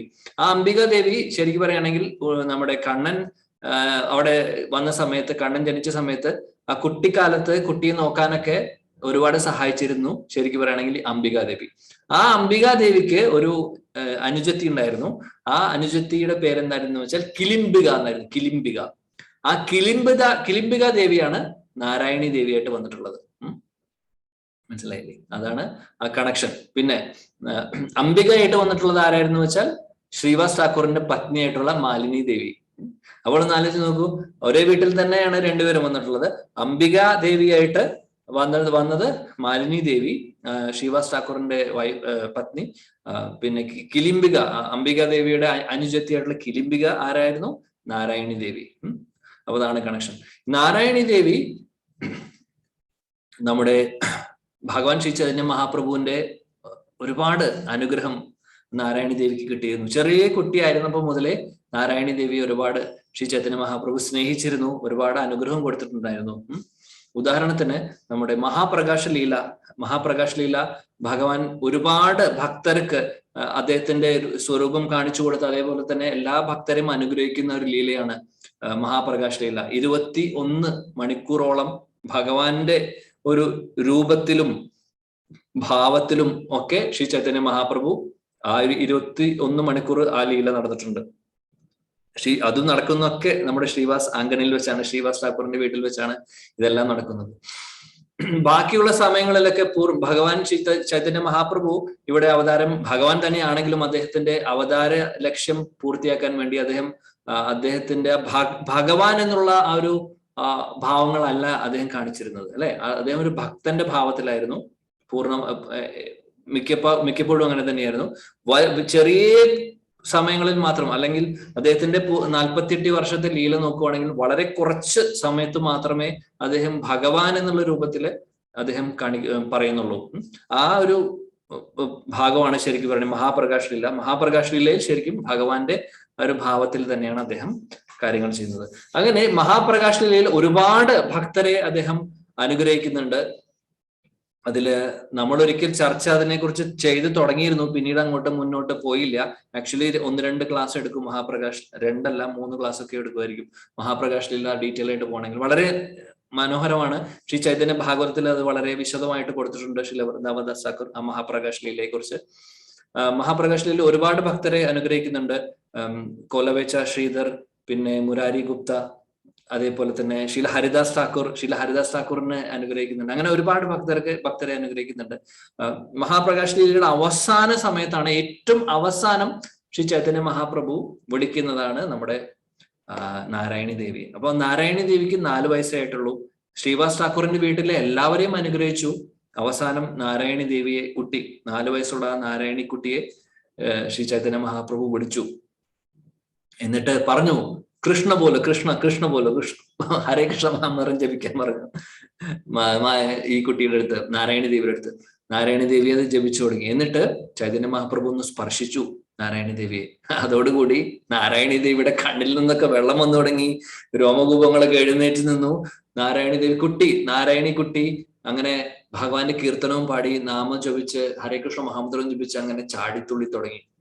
അന്ന് ആ കൃഷ്ണപ്രേമം പൂർണ്ണമായിട്ടും നാരായണി ദേവിക്ക് ശ്രീ ചൈതന്യ മഹാപ്രഭു കൊടുത്തു. അതിനുശേഷം അദ്ദേഹം എന്നും അന്ന് മഹാപ്രകാശ് ലീലയിൽ തന്നെ നടക്കുന്ന എന്താണെന്ന് വെച്ചാൽ ഒരുപാട് ഭക്തര് ശ്രീ ചൈതന്യ മഹാപ്രഭുവിന് ഒരുപാട് ഭോഗ് ഓഫർ ചെയ്തിട്ടുണ്ട്, ഒരുപാട് ഭക്ഷണം നൈവേദ്യം സമർപ്പിച്ചിട്ടുണ്ടായിരുന്നു ശ്രീ ചൈതന്യ മഹാപ്രഭുവിന്. അതെല്ലാം ഭഗവാൻ കഴിക്കുന്നുണ്ടായിരുന്നു. അതിന്റെ ഉച്ഛിഷ്ടം, ഭഗവാന്റെ ആ ഒരു മഹാപ്രസാദം എന്താണ് ചെയ്തതെന്ന് വെച്ചാൽ നാരായണി ദേവിക്ക് നേരിട്ട് ശ്രീ ചൈതന്യ മഹാപ്രഭു കൊടുക്കുകയാണ് ചെയ്തത്. നാരായണി ദേവിയെ വിളിച്ച് നാരായണി ദേവിക്ക് ഹരേ കൃഷ്ണ മഹാമന്ത്രം കൃഷ്ണനാമം ജപിക്കാൻ പറഞ്ഞു. അതിനുശേഷം നാരായണി ദേവിക്ക് ശ്രീ ചൈതന്യ മഹാപ്രഭു കഴിച്ചതിന്റെ ബാക്കി നാരായണി ദേവിക്ക് കൊടുക്കുകയാണ്. ആ മഹാപ്രസാദം അദ്ദേഹം നാരായണി ദേവി കഴിച്ചു. അതോടുകൂടി പിന്നെ വല്ലതും പറയാനുണ്ടോ? ശ്രീ നാരായണി ദേവി ആരായിരിക്കും ഒന്ന് ആലോചിച്ച് നോക്കൂ. അതാണ് ആ ഒരു ഭഗവാന്റെ ആ ഒരു കാരുണ്യം അന്നേ ആ കുട്ടിക്ക് ലഭിച്ചു. ശ്രീ ചൈതന്യ ചരിതാമൃതത്തിൽ പറയുന്നുണ്ട്, ആ മഹാപ്രസാദം, ഭഗവാന്റെ മഹാപ്രസാദത്തിന്റെ ഒരു പവറിനെ കുറിച്ച് പറയുന്നുണ്ട്. ഭഗവാന്റെ 2 തരത്തിൽ നമുക്കിത് കാണാൻ സാധിക്കും. ഭഗവാന്റെ പ്രസാദം നമ്മൾ ഭഗവാന് സമർപ്പിക്കുന്നത് മഹാപ്രസാദമാണ്. ഇനി ആ പ്രസാദം, ഭഗവാന്റെ മഹാപ്രസാദം ഒരു ശുദ്ധ ഭക്തൻ കഴിച്ചു എന്ന് വെക്കുക. ആ ശുദ്ധ ഭക്തൻ കഴിച്ചതിന്റെ ബാക്കി കഴിക്കുമ്പോൾ അതിനേക്കാൾ ശക്തിയായി അതിന് മഹാപ്രസാദമാണ്. അപ്പോൾ അത്രയും പവർഫുൾ ആയി മാറി. അപ്പോൾ ശ്രീ ചൈതന്യ മഹാപ്രഭു ഭക്തന്റെ ഭാവത്തിലുമാണ്, അതേപോലെ തന്നെ ചിലപ്പോൾ ഭഗവാന്റെ ഭാവത്തിലുമാണ്. ഭഗവാന്റെ നേരിട്ടുള്ള പ്രസാദം നേരിട്ട് കൊടുക്കുകയാണ് ചെയ്യുന്നത് നാരായണി ദേവിക്ക്. ശ്രീ ചൈതന്യ ചരിതാമൃതത്തിൽ പറയുന്നുണ്ട് ശ്രീല കൃഷ്ണദാസ് കവിരാജ് ഗോസ്വാമി, ഭക്തപാദ ധൂലിയാര ഭക്തപാദ ജല ഭക്തഭുക്ത അവശേഷ തീന മഹാബല. ഭക്തപാദധൂലി, ഭക്തപാദ ജല, ഭക്തഭുക്ത അവശേഷ. ഈ 3 കാര്യങ്ങളാണ് തീന മഹാബല. ഈ 3 കാര്യങ്ങൾക്ക് ഭയങ്കര ശക്തിയാണെന്ന് പറയുന്നത്. നമ്മൾ ഭക്തിയില് നമ്മളെ മുന്നോട്ട് പോകാൻ വേണ്ടി ഒരുപാട് എന്താ പറയാ ബൂസ്റ്റ് ഒക്കെ ഇല്ലേ, ബൂസ്റ്റ് പോലെയാണെന്ന് പറയുന്നത്. ബൂസ്റ്റ് ഹോർലിക്സ് ഒന്നല്ല, നമ്മളെ മുന്നോട്ട് അങ്ങോട്ട് ഫ്ലൈറ്റ് പിടിച്ച് റോക്കറ്റ് പോകുന്ന പോലെ മുന്നോട്ട് കൊണ്ടുപോകും. ഈ 3 കാര്യങ്ങൾ എന്തൊക്കെയാണ്? ഭക്തപാദതുലി. ഭക്തപാദതുലി എന്ന് പറഞ്ഞു കഴിഞ്ഞാൽ ഭക്തരുടെ തൃപ്പാദങ്ങളിലുള്ള ആ ധൂലി. അതേപോലെ തന്നെ ഭക്തപാദജല, ഭക്തരുടെ തൃപ്പാദങ്ങൾ അഭിഷേകം ചെയ്തിട്ടുള്ള ആ പാദജലം. അതേപോലെ ഭുക്ത അവശേഷ. ഭുക്ത അവശേഷം എന്ന് പറഞ്ഞാൽ അവര് കഴിച്ചിട്ടുള്ള ആ മഹാപ്രസാദത്തിന്റെ ബാക്കി, ആ അവശേഷം, ഉച്ചിഷ്ടം, അത് ബാക്കിയുള്ളത്, അതാണ്. ഇത് 3 ഭയങ്കര പവർഫുൾ ആണ്. നമ്മൾ കേട്ടിട്ടുണ്ടാവും ഇതൊക്കെ. അതിന് ഒരുപാട് ഉദാഹരണങ്ങളുണ്ട്. നാരദ മഹർഷിയെ കുറിച്ച് നമ്മൾ എല്ലാവരും കേട്ടിട്ടുണ്ട്. നാരദ മഹർഷി എങ്ങനെ നാരദ മഹർഷിയായി? അതിന് ഒരേ ഒരു കാരണം ഇതാണ്. ഇതുപോലെ ഭക്തരുടെ മഹാപ്രസാദം അദ്ദേഹം കഴിച്ചിരുന്നു. ദാസീപുത്രനായിട്ട് അദ്ദേഹത്തിന്റെ മുൻ ജന്മത്തെ കുറിച്ച് ആദ്യത്തെ സ്കന്ധത്തില് ശ്രീമദ് ഭാഗവതത്തിലെ 5-ാമത്തെ അധ്യായത്തിൽ പറയുന്നുണ്ട്. നാരദ മഹർഷി വ്യാസദേവന് പറഞ്ഞു കൊടുക്കുന്നുണ്ട് അദ്ദേഹത്തിന്റെ കഴിഞ്ഞ ജന്മത്തിലെ കാര്യം. 6-ാമത്തെ അധ്യായത്തില് അദ്ദേഹത്തിനെ കുറിച്ച് പറയുന്നുണ്ട്. അദ്ദേഹത്തിന്റെ കഴിഞ്ഞ ജന്മത്തിൽ അദ്ദേഹം എങ്ങനെ അദ്ദേഹത്തിന് ഈ ഒരു നാരദ മഹർഷിയായി മാറി എന്നുള്ളത്. അതിൽ പറയുന്നുണ്ട് 4 മാസം വൈഷ്ണവര് വീട്ടിലുണ്ടായിരുന്നു. അവരെ സേവിച്ചു. അവര് പറയുന്ന കഥകളെല്ലാം, ഭഗവാന്റെ കഥകളെല്ലാം കേട്ടു. അവര് പറഞ്ഞ കാര്യങ്ങളൊക്കെ ചെയ്തു. വൈഷ്ണവ സേവ ചെയ്തു. അത് മാത്രമല്ല, എടുത്തു പറയുന്നുണ്ട് നാരദ മഹർഷി അവരുടെ ഉച്ചിഷ്ടം അല്ലെങ്കിൽ അവരുടെ കഴിച്ച പ്രസാദത്തിന്റെ ബാക്കി ആ ശുദ്ധ വൈഷ്ണവരുടെ പ്രസാദം കഴിച്ചിട്ടുണ്ട്. അപ്പൊ ഇതൊക്കെ കൂടിയിട്ടാണ്, ഇതെല്ലാം കാരണമാണ് നാരദ മഹർഷിയായി മാറിയത്. അതാണ്. അപ്പോൾ അത്രയ്ക്കും പവർഫുൾ ആണ് ഭക്തപാദതുലി, ഭക്തപാദജല, ഭുക്ത അവശേഷ. പക്ഷെ ഇതൊക്കെ ശരിക്കും പറയുകയാണെങ്കിൽ നമ്മള് അതിനൊരു വിശ്വാസം വേണം. വേറൊരു കാര്യം, നമ്മള് ഈ പലപ്പോഴും മഹാരാജോ അല്ലെങ്കിൽ വരിഷ്ഠരായിട്ടുള്ള ഭക്തന്മാരൊക്കെ നമ്മുടെ വീട്ടിലോ നമ്മുടെ സത്സംഗത്തിലൊക്കെ വന്നു പോകുമ്പോൾ പലപ്പോഴും നമുക്ക് ഇതുപോലെ ഭുക്ത അവശേഷം നമുക്ക് കിട്ടുവാറുണ്ട് അല്ലെ. മഹാപ്രസാദം അവർ കഴിച്ചതിന്റെ ബാക്കി നമുക്ക് കിട്ടാറുണ്ട്. അപ്പോൾ അത് നമ്മൾ കഴിക്കുമ്പോൾ നമുക്കൊരു വിശ്വാസം വേണം. അത് നമ്മുടെ ഉള്ളിൽ അത് ഈ ഒരു കാര്യങ്ങളൊക്കെ നമ്മുടെ ഉള്ളിൽ അത്രയ്ക്കും വിശ്വാസം ഉണ്ടെങ്കിൽ അത് വർക്കാവുള്ളൂ, അല്ലെങ്കിൽ വർക്കാവില്ല. നമ്മൾ എന്ത് കാര്യം ചെയ്യുകയാണെങ്കിലും അങ്ങനെയല്ലേ, നമുക്ക് പൂർണ്ണമായിട്ടും ആ കാര്യത്തിൽ ഒരു വിശ്വാസം ഉണ്ടാവണം. ഇത് ശാസ്ത്രത്തിൽ പറഞ്ഞിട്ടുള്ള കാര്യമാണ്. ഒരു ഭക്തന്റെ അവശേഷം കഴിക്കുകയാണെങ്കിൽ അതിന് ബലമുണ്ടെന്ന് പറഞ്ഞാൽ നമ്മൾ ആ ഒരു വിശ്വാസത്തോടു കൂടി അത് സേവിക്കുകയാണെങ്കിൽ തീർച്ചയായിട്ടും അതിന് ബലമുണ്ട്. ഇനി വിശ്വാസം ഇല്ലാതെ നമ്മൾ സേവിക്കുകയാണെങ്കിൽ ഒരു ബലം കിട്ടാൻ പോകുന്നില്ല. അത് ഭഗവാന്റെ പ്രസാദമാണെങ്കിലും അങ്ങനെ തന്നെയാണ്. നമ്മൾ ഭഗവാൻ ഓഫർ ചെയ്യുന്നു, നമുക്ക് വിശ്വാസമില്ല, എന്തോ ഒരു കാര്യം ചെയ്യാൻ വേണ്ടി നമ്മളത് കൊടുക്കുന്നു, തിരിച്ചെടുക്കുന്നു എന്നുള്ളതല്ല. അതിൽ ഭഗവാന്റെ കാരുണ്യം ഉണ്ട്. ഭഗവാന്റെ പ്രസാദം എന്ന് പറഞ്ഞാൽ ഭഗവാൻ പോലെ തന്നെ അത്രയും പവർഫുൾ ആണ് എന്ന് നമുക്ക് തോന്നുകയാണെങ്കിൽ അതിന് എഫക്റ്റ് ഉണ്ട്. അങ്ങനെ കഴിക്കുമ്പോഴാണ് നമുക്ക് ശുദ്ധീകരണമൊക്കെ നടക്കുന്നത്. അല്ലാത്ത പക്ഷം പ്രത്യേകിച്ചൊന്നും നടക്കുന്നില്ല. ഇനി അതേപോലെ തന്നെ ശ്രീമൂർത്തി വിഗ്രഹം നമ്മുടെ വീട്ടിലെ DTs ഉണ്ട്, ഗൗരനിത്തായി ഉണ്ട്, അല്ലെങ്കിൽ കൃഷ്ണ രാധാറാണിയും ഭഗവാൻ കൃഷ്ണനും ഉണ്ട്. അവരെ നമ്മൾ വെറും ഒരു മൂർത്തിയായിട്ട് കാണുകയാണെങ്കിൽ എല്ലാ കാര്യമുണ്ടോ, മൂർത്തിയായിട്ട് നമ്മൾ കാണുകയാണെങ്കിൽ അതേപോലെ തന്നെ ഭഗവാൻ റെസ്പോണ്ട് ചെയ്യുള്ളൂ. നേരെ മറിച്ച് അവരെ ഭഗവാനായിട്ട് തന്നെ കാണുവാണെങ്കിലോ തീർച്ചയായിട്ടും അതിന് റെസ്പോൺസ് ഉണ്ടാവും.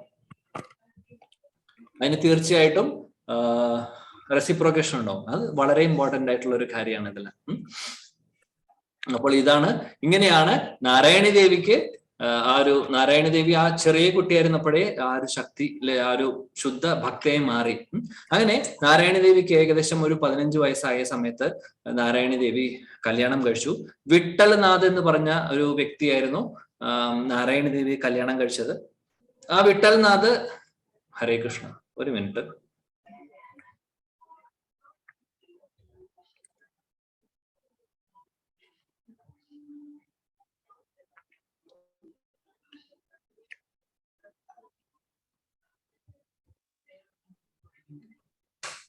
ഹരേ കൃഷ്ണ, സോറി.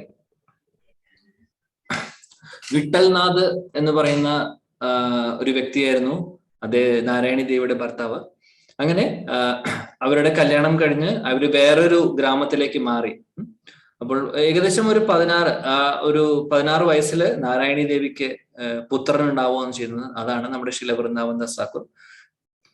ചെറുപ്പത്തില് ശില വൃന്ദാവൻ ദാസ് താക്കൂർ അച്ഛനെ കണ്ടിട്ടില്ല. ആ സമയത്ത് തന്നെ അച്ഛൻ മരിക്കുന്നു. അങ്ങനെ നാരായണി ദേവി വിധവയായി, ചെറിയ കുട്ടി മാത്രമായി. അപ്പോൾ അവര് തിരിച്ച് നമ്മുടെ ശ്രീവാസ് ഠാക്കൂറിന്റെ വീട്ടിലേക്ക് വരും. ശ്രീവാസ് ഠാക്കൂർ ആണെങ്കിൽ ആ സമയത്ത് ശരിക്കും പറയണെങ്കിൽ ശ്രീ ചൈതന്യ മഹാപ്രഭു അദ്ദേഹത്തിന്റെ ലീല അവസാനിച്ച് പോയ ഒരു സമയമാണ്. അപ്പൊ ശ്രീവാസ് ഠാക്കൂറിന് തീരെ ആ നവദ്വീപിൽ നിൽക്കാനുള്ള ഒരു മാനസികാവസ്ഥ ഉണ്ടായിരുന്നില്ല. അതുകൊണ്ട് നവദ്വീപിൽ നിന്നും മാറി വേറെ ഒരു സ്ഥലത്തേക്ക് പോവാൻ വേണ്ടി നിൽക്കുന്ന സമയമാണ് ശ്രീവാസ് ഠാക്കൂറും കുടുംബവും. ആ സമയത്താണ് നാരായണി ദേവിക്ക് ഇങ്ങനെ ഭർത്താവ് മരിക്കുന്നതും ചെറിയ കുട്ടിയായിട്ട് വരുന്നത്. അങ്ങനെ ശ്രീവാസ് ഠാക്കൂർ എന്ത് ചെയ്യുന്നു വെച്ചാൽ വാസുദേവ ദത്ത എന്ന് പറഞ്ഞ അവരുടെ കൂട്ടത്തിലുള്ള ഭഗവാൻ ചൈതന്യ മഹാപ്രഭുവിന്റെ പാർഷദനായിട്ടുള്ള വാസുദേവ ദത്ത എന്ന് പറയുന്ന ആ ഭക്തന്റെ വൈഷ്ണവന്റെ ഒരു കെയറിലാക്കി ആരെ നമ്മുടെ നാരായണി ദേവി. അപ്പൊ നാരായണി ദേവി അവിടെ നിന്ന് വാസുദേവ് ദത്തയാണ് നാരായണി ദേവിയും ശ്രീല വൃന്ദാവന ഠാക്കൂർ കുട്ടിയെയും നോക്കിയതും പരിപാലിച്ചതും. ശരിക്കും പറയുകയാണെങ്കിൽ വാസുദേവ ദത്തയെ നിങ്ങൾക്ക് എല്ലാവർക്കും അറിയുന്നുണ്ടാവും. വാസുദേവ ദത്ത വളരെ വർഷനായിട്ടുള്ള ഒരു ഭക്തനാണ്. അദ്ദേഹമാണ്, ആർക്കെങ്കിലും അറിയൂ വാസുദേവ ദത്തയുടെ എന്തെങ്കിലും ഓർമ്മയുണ്ടെങ്കിൽ പറയൂ. ചൈതന്യ ചരിതാമൃതം കേട്ടിട്ടുണ്ടെങ്കിൽ അറിയാം.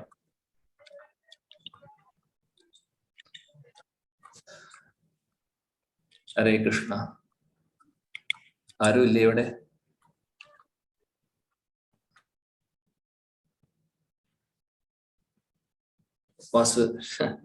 ശില വാസുദേവ ദത്ത. ഓക്കെ, അപ്പൊ നമ്മൾ ചൈതന്യ ചരിതാമൃതമൊക്കെ പഠിക്കണം കേട്ടോ. വളരെ പ്രധാനപ്പെട്ട ഗ്രന്ഥമാണ്. വളരെ ഫേമസ് ആയിട്ടുള്ള ഒരു ക്യാരക്ടറാണ് വാസുദേവ ദത്ത. ഇദ്ദേഹം ഈ വാസുദേവ ദത്തയാണ് ഒരിക്കൽ ശ്രീ ചൈതന്യ മഹാപ്രഭുവിന്റെ അടുത്ത് പറഞ്ഞത്. അദ്ദേഹത്തിനെ അനുഗ്രഹിക്കാൻ വേണ്ടി നിൽക്കുന്ന സമയത്ത് അദ്ദേഹം പറയുന്നു, എനിക്കൊരു അനുഗ്രഹം വേണ്ട. അദ്ദേഹം പറയുന്ന ഒരു കാര്യം എന്താണെന്ന് വെച്ചാൽ, ഈ ലോകത്തുള്ള എല്ലാ വ്യക്തികളുടെയും പാപം എടുക്കാൻ ഞാൻ തയ്യാറാണ്. അവരെ എല്ലാവരെയും ഭഗവാൻ തിരിച്ചു കൊണ്ടുകൊള്ളൂ. അവരുടെ എല്ലാ പാപം ഞാൻ ഏറ്റെടുക്കാം. ഞാൻ അനുഭവിക്കാൻ തയ്യാറാണ്. എത്ര കോടിക്കണക്കിന് ജന്മജന്മാന്തരങ്ങൾ നരകത്തിൽ പോയി അനുഭവിക്കേണ്ടി വന്നാലും ഞാൻ അതിന് തയ്യാറാണ് എന്ന് പറഞ്ഞ ഒരു വ്യക്തിയാണ് വാസുദേവ ദത്ത. ഇതേപോലെ വേറെ ആരും പറഞ്ഞിട്ടില്ല. അതാണ് വാസുദേവ ദത്ത. ആ വാസുദേവ ദത്തയുടെ അടുത്താണ് നമ്മുടെ ശ്രീ വൃന്ദാവന ഠാക്കൂർ. അദ്ദേഹമാണ് അദ്ദേഹത്തെ നോക്കിയതും കുട്ടിക്കാലത്തുള്ള എല്ലാ ട്രെയിനിങ്ങും ഒക്കെ കൊടുത്തിട്ടുള്ളത് വാസുദേവ ദത്തയാണ്. ചെറുപ്പം മുതലേ ശ്രീല വൃന്ദാവന ഠാക്കൂറിനെ ആ ഒരു അറ്റ്മോസ്ഫിയറിലാണ് വളർത്തിയത്. അങ്ങനെ ചെറുപ്പത്തിൽ തന്നെ ശ്രീല വൃന്ദാവന ഠാക്കൂറിന് ഭാഗവതമൊക്കെ വളരെ ഇഷ്ടമായിരുന്നു. അങ്ങനെ 27ാമത്തെ വയസ്സിൽ ഏകദേശം 30 വയസ്സോട് 30 വയസ്സൊക്കെ ആയപ്പോഴാണ് ശ്രീല വൃന്ദാവന ഠാക്കൂർ എഴുതിയിട്ടുള്ളത്. ഈ ഒരു ചൈതന്യ ഭാഗവതം എഴുതുന്നത് ഏകദേശം 30 വയസ്സ് അടുത്തപ്പോഴാണ്. ഇനി ശ്രീല വൃന്ദാവന ഠാക്കൂറിന്റെ ഗുരു ആരാണെന്ന് ആർക്കെങ്കിലും അറിയോ? വാസുദേവ ദത്തയല്ലേ? വാസുദേവ ദത്തയല്ല. വാസുദേവ ദത്തയാണ് അദ്ദേഹത്തെ ട്രെയിനിങ് ഒക്കെ ചെയ്തത്. പക്ഷെ ദീക്ഷ കൊടുക്കുന്നത് ദീക്ഷാ ഗുരു. ഹരി ബോൾ. രജനി മാതാജി കി ജയ്. Thank you. അപ്പോൾ ഞാൻ എപ്പോഴോ ക്ലാസ്സുകളിൽ പറഞ്ഞിട്ടുണ്ട്, മാതാജി അത് കേട്ടിട്ടുണ്ടെന്ന് മനസ്സിലായി. Thank you so much. Nityananda Prabhu Vrindavandas ഠാക്കൂറിനെ പറ്റിയിട്ട് പ്രഭുജി ക്ലാസ് എടുത്തിട്ടുണ്ട്. ഓക്കെ. ശ്രീ വാസുദേവ് ദത്ത നിത്യാനന്ദ പ്രഭുവിന്റെ ഏറ്റവും അവസാനത്തെ ഡിസൈപ്പിൾ ആണ്, ഏറ്റവും അവസാനത്തെ ശിഷ്യനാണ് ആര്? ശ്രീല വൃന്ദാവൻദാസ് ഠാക്കൂർ. അപ്പോൾ ശ്രീല വൃന്ദാവൻദാസ് ഠാക്കൂറിനെ പ്രചോദനം കൊടുക്കുന്നത് നിത്യാനന്ദ പ്രഭു തന്നെയാണ് ഇങ്ങനെ ഒരു മഹത് ഗ്രന്ഥം എഴുതാൻ വേണ്ടി. അങ്ങനെ അദ്ദേഹത്തിന്റെ ഒരു ശക്തിയിലാണ് അദ്ദേഹം പൂർണ്ണമായിട്ടും പല സ്ഥലങ്ങളിലായിട്ട് ശ്രീല വൃന്ദാവൻദാസ് ഠാക്കൂർ അദ്ദേഹത്തിന്റെ ഗുരുവിനെ കുറിച്ച് പറയുന്നുണ്ട്. ശരിക്കും പറയുകയാണെങ്കിൽ ചൈതന്യ ഭാഗവതം പഠിച്ച് നമ്മൾ ചൈതന്യ മഹാപ്രഭുവിന്റെ ലീലകൾ പറയുന്നതിന്റെ കൂട്ടത്തിൽ കുറെ കഴിയുമ്പോൾ ശ്രീല വൃന്ദാവൻദാസ് ഠാക്കൂർ ചൈതന്യ മഹാപ്രഭുവിന്റെ കാര്യം പറയാതെ നിത്യാനന്ദ പ്രഭുവിന്റെ ലീലകളാണ് കൂടുതലും പറഞ്ഞിട്ടുള്ളത്. ഒരുപാട് സ്ഥലങ്ങളിൽ നിത്യാനന്ദ പ്രഭുവിന്റെ ലീലകൾ പറഞ്ഞിട്ടുണ്ട്. അദ്ദേഹത്തിന്റെ ഗുരുവിനെ കുറിച്ച് ഒരുപാട് പറഞ്ഞിട്ടുണ്ട്, ഗുരുവിന്റെ ലീലകൾ ഒരുപാട് പറഞ്ഞിട്ടുണ്ട്. അപ്പോൾ വളരെ പ്രധാനപ്പെട്ട ഒരു ഗ്രന്ഥമാണ്.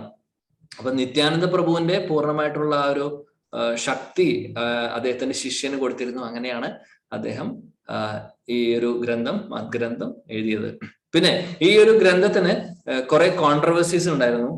കുറച്ച് ആ സമയത്ത് കാരണം എന്താണെന്ന് വെച്ചാല് പല സ്ഥലങ്ങളിലും ഈ ശില വൃന്ദാവൻ ദാസ് ഠാക്കർ ഉപയോഗിച്ചിട്ടുള്ള ചില കാര്യങ്ങളൊക്കെ ഉണ്ട്. അതായത് ചില ശ്ലോകങ്ങളൊക്കെ, അതായത് ആരൊക്കെയാണോ ചൈതന്യ മഹാപ്രഭുവിനെയും നിത്യാനന്ദ പ്രഭുവിനെ എതിരെ അവരുടെ തലയിൽ അവര് നരകത്തിൽ പോകും, അങ്ങനെയുള്ള കുറച്ച് ശ്ലോകങ്ങളൊക്കെ അദ്ദേഹം പറഞ്ഞിട്ടുണ്ട്. അദ്ദേഹം കാരണം അദ്ദേഹത്തിന്റെ ആ ഒരു ഭക്തി അദ്ദേഹം പൂർണ്ണമായിട്ടും അങ്ങനെ ചില സ്ഥലങ്ങളിൽ ഇങ്ങനെ ശാസിച്ചുകൊണ്ടുള്ള കുല ശ്ലോകങ്ങളുണ്ട്. അഭക്തരെ അല്ലെങ്കിൽ വൈഷ്ണവ അപരാധം ചെയ്യുന്നവരൊക്കെ കുറച്ച് ശാസിച്ചുകൊണ്ടുള്ള കുറച്ച് ശ്ലോകങ്ങളൊക്കെ ഉണ്ട്. അപ്പൊ ഇതൊക്കെ ചില വ്യക്തികളൊക്കെ ഇത് അക്സെപ്റ്റ് ചെയ്തിരുന്നില്ല. അതുകൊണ്ട് ഈ ശ്രീല വൃന്ദാവൻ ദാസ് ഠാക്കൂറിന്റെ ചൈതന്യ ഭാഗവതം തുടക്കത്തിൽ കുറച്ച് പലവരും ഇതിനെ സപ്പോർട്ട് ചെയ്യുന്നുണ്ടായിരുന്നില്ല. കാരണം ഇതായിരുന്നു, കാരണം ഈ പറയുന്ന ഈ സ്യൂഡോ അല്ലെങ്കിൽ പുറമേക്ക് വൈഷ്ണവൻ എന്നാൽ ഉള്ളുകൊണ്ട് വൈഷ്ണവനല്ല, പല വേറെ കാര്യങ്ങളും ചെയ്യുന്നുണ്ട്. അങ്ങനെയുള്ള വ്യക്തികളൊക്കെ ശാസിച്ചുകൊണ്ട് പല സ്ഥലങ്ങളിലും ഇദ്ദേഹം പറഞ്ഞിട്ടുണ്ട്. അപ്പോൾ അതൊക്കെ ശരിക്കും പറയണമെങ്കിൽ ഇത് ചെയ്യുന്ന വ്യക്തികൾക്ക് ഇതൊക്കെ കേട്ടപ്പോൾ വിഷമമായി. അതായത് അവരെ കുറിച്ചാണ് പറയുന്നത് തോന്നൽ വരുമ്പോഴാണല്ലോ നമുക്കൊരു പ്രോബ്ലം വരുന്നത്. അപ്പോൾ അദ്ദേഹത്തിന്റെ ഈ ഗ്രന്ഥം അങ്ങനെ കുറച്ച് കോൺട്രവേഴ്സി ഉണ്ടായിരുന്നു. പക്ഷെ നമ്മൾ മനസ്സിലാക്കണം, പിന്നെ പലവരും പറഞ്ഞിരുന്നു, വേറൊരു കാരണം പറയുന്നത് എന്താണെന്ന് വെച്ചാൽ അദ്ദേഹത്തിന്റെ ഏജ് വളരെ ചെറുപ്പമായിരുന്നു, അല്ലെ? 30 വയസ്സില് ഇത്രയും മഹത് ഗ്രന്ഥം എഴുതിയിട്ടുള്ളൂ എന്ന് പറഞ്ഞപ്പോൾ അതും ആക്സെപ്റ്റ് ചെയ്യാൻ ആൾക്കാർക്ക് പറ്റുന്നുണ്ടായിരുന്നില്ല. കാരണം ആ ഒരു മെച്യൂരിറ്റി വന്നിട്ടില്ല എന്ന് പറയുന്നുണ്ടായിരുന്നു. പക്ഷെ നമ്മൾ മനസ്സിലാക്കണം, വൈഷ്ണവനെ സംബന്ധിച്ചൊരു അവരുടെ വയസ്സല്ല അവരുടെ ക്രൈറ്റീരിയ. ഇത് ശാസ്ത്രത്തിൽ പറയുന്നുണ്ട്, ഒരു ബ്രാഹ്മണൻ മറ്റേ ബ്രാഹ്മണനെ റെസ്പെക്ട് ചെയ്യുന്നത് എന്തിനെ ബേസ് ചെയ്തിട്ടാണെന്ന് വെച്ചാൽ അവരുടെ ജ്ഞാനത്തെക്കുറിച്ച്, ഈ ശാസ്ത്രത്തെക്കുറിച്ചുള്ള ജ്ഞാനത്തെ അടിസ്ഥാനമാക്കിയിട്ടാണ് ഒരു ബ്രാഹ്മണൻ മറ്റേ ബ്രാഹ്മണനെ ആദരിക്കുന്നതും ബഹുമാനിക്കുന്നതും. ഇനി ക്ഷത്രിയരാണെങ്കിലോ മറ്റേ ക്ഷത്രിയനെ എങ്ങനെയാണ് അംഗീകരിക്കുന്നത് അല്ലെങ്കിൽ ബഹുമാനിക്കുന്നത്? അവരുടെ ശക്തിയുടെ ഒരു ബലത്തിലാണ്, അല്ലെങ്കിൽ ശക്തിയെ ആസ്പദമാക്കിയിട്ടാണ് ബഹുമാനം കൊടുക്കുന്നത്. ഒരു വൈശ്യനാണെങ്കിലോ അവരുടെ പൈസയും അല്ലെങ്കിൽ അവരുടെ ഒരു സമ്പത്തൊക്കെ അനുസരിച്ചിട്ടാണ് അവരെ ബഹുമാനിക്കുന്നത്. ശൂദ്രനാണെങ്കിലാണ് ഏജ് അനുസരിച്ച്, അല്ലെങ്കിൽ ശൂദ്ര കാറ്റഗറിയിൽ വരുന്നവരാണ് ഈ ഏജ് അനുസരിച്ച് അല്ലെങ്കിൽ വയസ്സനുസരിച്ചിട്ട് മറ്റുള്ളവർ ബഹുമാനിക്കുന്നത്. വൈഷ്ണവരുടെ ഇടയിൽ എങ്ങനെയാണെന്ന് വെച്ചാൽ അങ്ങനെയല്ല. വൈഷ്ണവര് ഈ വയസ്സും അല്ല ക്രൈറ്റീരിയ, പൈസയല്ല, അവരുടെ ശക്തിയല്ല, ഈവൻ ശാസ്ത്രത്തിനെ കുറിച്ചുള്ള നോളജ് മാത്രമല്ല, അത് മാത്രമല്ല ക്രൈറ്റീരിയ. ഒരു വൈഷ്ണവൻ മറ്റുള്ള വൈഷ്ണവനെ അംഗീകരിക്കുന്നത് എങ്ങനെയാണെങ്കിൽ, ബഹുമാനിക്കുന്നത് എങ്ങനെയാണെങ്കിൽ, എത്രമാത്രം കൃഷ്ണാവബോധത്തിൽ അവർ മുന്നോട്ട് പോയിട്ടുണ്ട്. ആ ഒരു കൃഷ്ണാവബോധത്തിന്റെ ഒരു ക്വാളിറ്റിയും ശക്തിയാണ് നോക്കുന്നത്. കാരണം നമ്മുടെ ഇടയിൽ തന്നെ ഒരുപാട് ഈ ഒരു ശില പ്രഭുപാദിയുടെ ഇസ്കോൺ പ്രസ്ഥാനത്തിൽ തന്നെ ഒരുപാട് യങ് ആയിട്ടുള്ള ഒരുപാട് ഭക്തരുണ്ട്. വേൾഡ് ഫേമസ് ആയിട്ടുള്ളവരുണ്ട് പലവരും.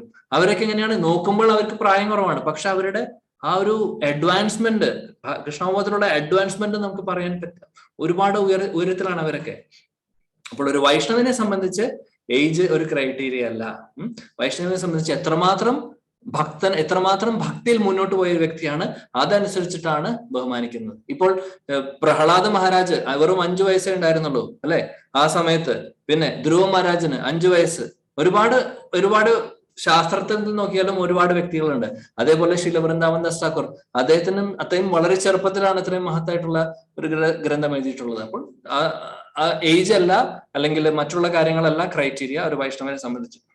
ഇതൊക്കെ പോട്ടെ, എളുപ്പത്തിന് ഓർക്കാൻ വേണ്ടി സുഖദേവ് ഗോസ്വാമി നമ്മുടെ പരീക്ഷിത്ത് മഹാരാജന് ഭാഗവതം പറഞ്ഞു കൊടുത്ത സുഖദേവ് ഗോസ്വാമിക്ക് 16 വയസ്സേ ഉണ്ടായിരുന്നുള്ളൂ. നേരെ മറിച്ച് അദ്ദേഹം പറഞ്ഞു കൊടുക്കുന്ന സമയത്ത് അവിടെ ഉണ്ടായിരുന്ന വ്യക്തികളെ കുറിച്ച് വല്ല ഐഡിയ ഉണ്ടോ? അവിടെ ഇല്ലാത്ത ഋഷിവര്യന്മാരുണ്ടായിരുന്നില്ല. വ്യാസദേവൻ പോലും ഉണ്ടായിരുന്നു അവിടെ. അദ്ദേഹത്തിന്റെ അച്ഛനായിട്ടുള്ള വ്യാസദേവൻ ഉണ്ടായിരുന്നു, വശിഷ്ഠ മുനി ഉണ്ടായിരുന്നു, വിശ്വാമിത്ര മുനി ഉണ്ടായിരുന്നു, പിന്നെ ബാക്കിയുള്ള ദേവല ഋഷി, പല ഋഷിമാരും, പല യുഗങ്ങളിൽ ഋഷിമാരൊക്കെ ഒരുപാട് യുഗങ്ങൾ സത്യയുഗത്തിലൊക്കെയുള്ള ഋഷിമാരൊക്കെ ഉണ്ടായിരുന്നു അവിടെ. എല്ലാവരും ഉണ്ടായിരുന്നു. പക്ഷെ അവരെല്ലാവരും കേട്ടിരുന്നു സുഖദേവ് ഗോസ്വാമി പറഞ്ഞു കൊടുക്കുന്നത്. കാരണം സുഖദേവ് ഗോസ്വാമിക്ക് 16 വയസ്സേ ഉള്ളൂ. അവിടെ ആരും പറഞ്ഞില്ല ഇവൻ ചെറിയ പയ്യനാണ്, ഇവന് പറയാനുള്ള യോഗ്യതയില്ല എന്ന് ആരും പറഞ്ഞില്ല. കാരണം സുഖദേവ് ഗോസ്വാമിയുടെ ഒരു ലെവൽ അവർക്ക് അറിയാമായിരുന്നു. എല്ലാവരും റെസ്പെക്ട് ചെയ്തു. അപ്പോൾ അതിന് ഉദാഹരണമാണ്. ഏജ് അല്ല ക്രൈറ്റീരിയ. എത്രമാത്രം ഭക്തിയിൽ മുന്നോട്ട് പോയൊരു വ്യക്തിയാണ്, എത്രമാത്രം ആ ഒരു കോൺഷ്യസ്നസ് ഏത് ലെവലാണ്, അതനുസരിച്ചിട്ടാണ് ബഹുമാനം കൊടുക്കുന്നതും അതനുസരിച്ചിട്ടാണ് നമ്മൾ റെസ്പെക്ട് ചെയ്യേണ്ടതും. അപ്പോൾ നിർഭാഗ്യവശാൽ ശില വൃന്ദാവൻദാസ് ഠാക്കൂറിനെ പലവരും ഈ ഒരു ഏജിന്റെ ക്രൈറ്റീരിയ കൊണ്ട് പോലും വേണ്ടെന്ന് അദ്ദേഹത്തെ അംഗീകരിച്ചിരുന്നില്ല. പിന്നെ ഞാൻ പറഞ്ഞത് ചില ഭാഗങ്ങളിൽ ശാസിച്ചിരുന്നു എന്ന് പറഞ്ഞു. പക്ഷെ ആ ശാസനയെ കുറിച്ച് ശില ഭക്തി സിദ്ധാന്ത സരസ്വതി ഗോസ്വാമി മഹാരാജ് പറഞ്ഞിട്ടുണ്ട്. അദ്ദേഹം പല സ്ഥലങ്ങളിലായിട്ട് പറയുന്നുണ്ട്. എന്താണെന്ന് വെച്ചാൽ അദ്ദേഹം പറയാണ് ഇതേപോലെ ശാസിക്കണം, കാരണം അല്ലെങ്കിൽ ആൾക്കാര് മാറില്ല. കാരണം ഈ അങ്ങനെ ശാസിക്കുമ്പോൾ എന്താണ്, ഈ ശുദ്ധ ഭക്തനായിട്ടുള്ള വൃന്ദാവൻദാസ് ഠാക്കൂറിനെ അദ്ദേഹത്തിന്റെ തൃപ്പാദങ്ങളിലെ ആ പാദധൂലി അവർക്ക് കിട്ടും, അങ്ങനെയെങ്കിലും ശാസിക്കുമ്പോൾ. കാരണം പലപ്പോഴും ഏതൊക്കെയോ ശ്ലോകങ്ങളിൽ അദ്ദേഹം പറയുന്നുണ്ട്, ഞാൻ ഈ പറഞ്ഞ അഭക്തരായിട്ടുള്ളവരും നിത്യാനന്ദ പ്രഭുവിനും ചൈതന്യ മഹാപ്രഭുവിനും എതിരുള്ളവരും ഞാൻ കിക്കിയും ചവിട്ടും എന്ന് എഴുതിയിട്ടുണ്ട്. ഭക്തി സിദ്ധാന്ത സരസ്വതി ഗോസ്വാമി മഹാരാജ് പറയാ, അങ്ങനെ ചവിട്ടെന്ന് എഴുതിയിട്ടുണ്ടെങ്കിൽ അത് നല്ല കാര്യമാണെന്ന് പറയുന്നത്. അങ്ങനെ കുറെ ചവിട്ടുകൾ ഈ ലോകത്ത് വേണം, എന്നാലേ ഈ ആൾക്കാരൊക്കെ മാറുള്ളൂ.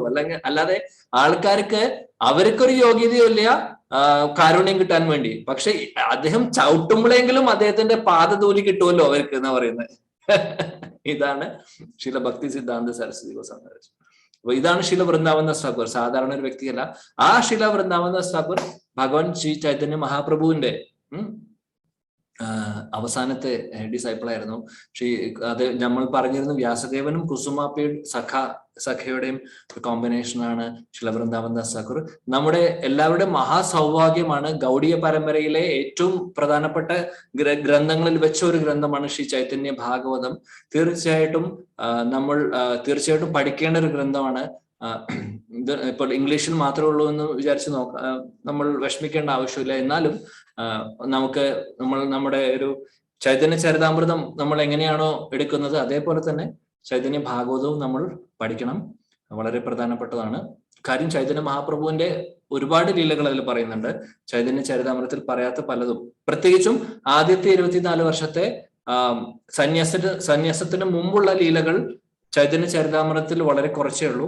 നേരെ മറിച്ച് ചൈതന്യ ഭാഗവതത്തിൽ ഡീറ്റെയിൽ ആയിട്ട് കൊടുത്തിട്ടുണ്ട്.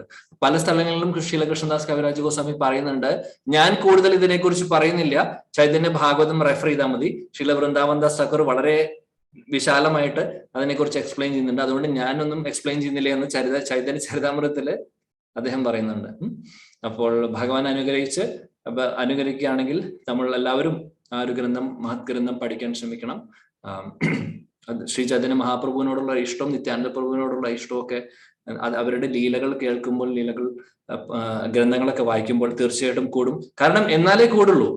അല്ലാതെ ഭഗവാനെ കുറിച്ച് കേട്ടാൽ ഭഗവാന്റെ ഗ്രന്ഥങ്ങളൊക്കെ പഠിക്കുക, ഭാഗവതം പഠിക്കുമ്പോഴാണ് ഭഗവാനോടുള്ള ഒരു ഇഷ്ടം നമുക്ക് കൂടുന്നുള്ളൂ, അല്ലെ? അതേപോലെ ചൈതന്യ മഹാപ്രഭുവിനോട് ഇഷ്ടം കൂടണമെങ്കിൽ, നിത്യാനന്ദ പ്രഭുവിനോടുള്ള സ്നേഹം കൂടണമെങ്കിൽ തീർച്ചയായിട്ടും അവരെ കുറിച്ച് പറഞ്ഞിട്ടുള്ള ചരിത്രങ്ങൾ നമ്മൾ പഠിക്കണം. വളരെ പ്രധാനപ്പെട്ടതാണ്. അപ്പൊ എന്താണെങ്കിലും ഇന്നത്തെ ഒരു ദിവസം ശ്രീല വൃന്ദാവൻദാസ് ഠാക്കൂറിന്റെ തൃപ്പാദങ്ങളിൽ നമുക്ക് എല്ലാവർക്കും നമ്മുടെ ഹൃദയം സമർപ്പിക്കാം. കാരണം അദ്ദേഹത്തിന്റെ അനുഗ്രഹം നമുക്ക് എല്ലാവർക്കും ആവശ്യമാണ് നമ്മുടെ ഭക്തി ജീവിതത്തിൽ മുന്നോട്ട് പോകാൻ വേണ്ടി. ശ്രീ ചൈതന്യ മഹാപ്രഭുവിനെയും നിത്യാനന്ദ പ്രഭുവിനെയും വളരെ ഇഷ്ടപ്പെട്ട ഒരു വ്യക്തിയാണ്. അല്ലെങ്കിൽ അദ്ദേഹത്തിന് ഒരു ടാസ്ക് കൊടുക്കില്ലല്ലോ, അവരെ കുറിച്ച് എഴുതാനുള്ള ഒരു ചരിത്രം എഴുതാനുള്ള ഒരു ടാസ്ക് അവർക്ക് കൊടുക്കില്ലല്ലോ, അദ്ദേഹത്തിന് കൊടുക്കില്ല. അപ്പൊ ഒന്ന് ആലോചിച്ച് നോക്ക് എത്രമാത്രം അദ്ദേഹത്തിന് പ്രിയപ്പെട്ടതാണ്. അപ്പോൾ ഇന്നത്തെ നമ്മുടെ ഈ ഒരു സത്സംഗം ശീല വൃന്ദാവൻദാസ് ഠാക്കൂറിന്റെ കുറിച്ചുള്ള ആ ഒരു മഹിമകൾ ഭഗവാൻ ശ്രീ ചൈതന്യ മഹാപ്രഭുവിന്റെയും നിത്യാനന്ദ പ്രഭുവിന്റെയും തൃപ്പാദങ്ങളിൽ സമർപ്പിക്കുകയാണ്. അവർക്ക് രണ്ടുപേർക്കും ഇഷ്ടമായെങ്കിൽ നമ്മളെല്ലാവരെയും, ഇപ്പോൾ ഇവിടെ ഇരിക്കുന്ന എല്ലാവരെയും, ഭഗവാനെ കുറിച്ച് കേട്ട എല്ലാവരെയും, ഈ ഇത്രയും വരിഷ്ഠനായിട്ടുള്ള ഒരു വൈഷ്ണവനെ കുറിച്ച് നമ്മൾ എല്ലാവരും കേട്ടു. അപ്പോൾ നമ്മളെല്ലാവരെയും ഭഗവാൻ ശ്രീ ചൈതന്യ മഹാപ്രഭുവും നിത്യാനന്ദ പ്രഭുവും അനുഗ്രഹിക്കട്ടെ. അവരുടെ അനുഗ്രഹം കൂടിയാൽ മാത്രമേ നമുക്ക് ഈ കലിയുഗത്തിൽ നമുക്കല്ലാതെ ഒരു സ്കോപ്പും ഇല്ല. രാധാകൃഷ്ണന്റെ അടുത്തേക്ക് എത്താൻ വേണ്ടി ഒരു മാർഗവും ഇല്ല. ചൈതന്യ മഹാപ്രഭുവിന്റെയും നിത്യാനന്ദ പ്രഭുവിന്റെയും തൃപ്പാദങ്ങളിലൂടെ മാത്രമേ നമുക്ക് അവിടേക്ക് എത്താൻ സാധിക്കൂ, ഗോലോക വൃന്ദാവനത്തിലേക്ക് എത്താൻ സാധിക്കൂ. അതിന് ഒരു സംശയവും വേണ്ട. വൈകുണ്ഠം വരെ അല്ലെങ്കിൽ പോകുമായിരിക്കും. ഗോലോക വൃന്ദാവനമാണ് നമ്മുടെ ലക്ഷ്യം എന്നുണ്ടെങ്കിൽ തീർച്ചയായിട്ടും ശ്രീ ചൈതന്യ മഹാപ്രഭുവും നിത്യാനന്ദ പ്രഭുവും നമ്മുടെ ഇഷ്ടദേവന്മാരായി മാറണം. അവര് വഴിയേ നമുക്ക് അവിടേക്ക് എൻട്രി ഉള്ളൂ, അതിനൊരു ഡൗട്ടും ഇല്ല. എല്ലാ ഗ്രന്ഥങ്ങളിലും എല്ലാ ആചാര്യന്മാരും പറഞ്ഞു തരുന്ന കാര്യം അത് തന്നെയാണ്. അപ്പോൾ എന്താണെങ്കിലും ഇന്നത്തെ ഒരു ദിവസം ഈ ഒരു കാര്യം, ഈ ഒരു ചെറിയൊരു സമർപ്പണം അവരുടെ തൃപ്പാദങ്ങളിൽ സമർപ്പിക്കാം. ഭഗവാന്റെ അനുഗ്രഹം നമുക്കുണ്ടെങ്കിൽ തീർച്ചയായിട്ടും ഭക്തിയിൽ മുന്നോട്ട് പോകാൻ സാധിക്കും. ഈ ഒരു ജന്മം നമ്മുടെ എല്ലാവരുടെയും അവസാനത്തെ ജന്മം ഈ ഭൗതിക ലോകത്തിലായി മാറട്ടെ എന്നുള്ള പ്രാർത്ഥനയോടുകൂടി നമുക്ക് ഇന്നത്തെ സത്സംഗം അവസാനിപ്പിക്കും. ഹരേ കൃഷ്ണ. श्री चैतन्य चरिताम श्री चैतन्य भागवत की जय, श्रील वृंदावन दास ठाकुर की जय, जगत गुरु श्रील प्रभुपाद की जय, श्रील गुरुदेव की जय, निताय गौर प्रेमानंदे। हरि हरि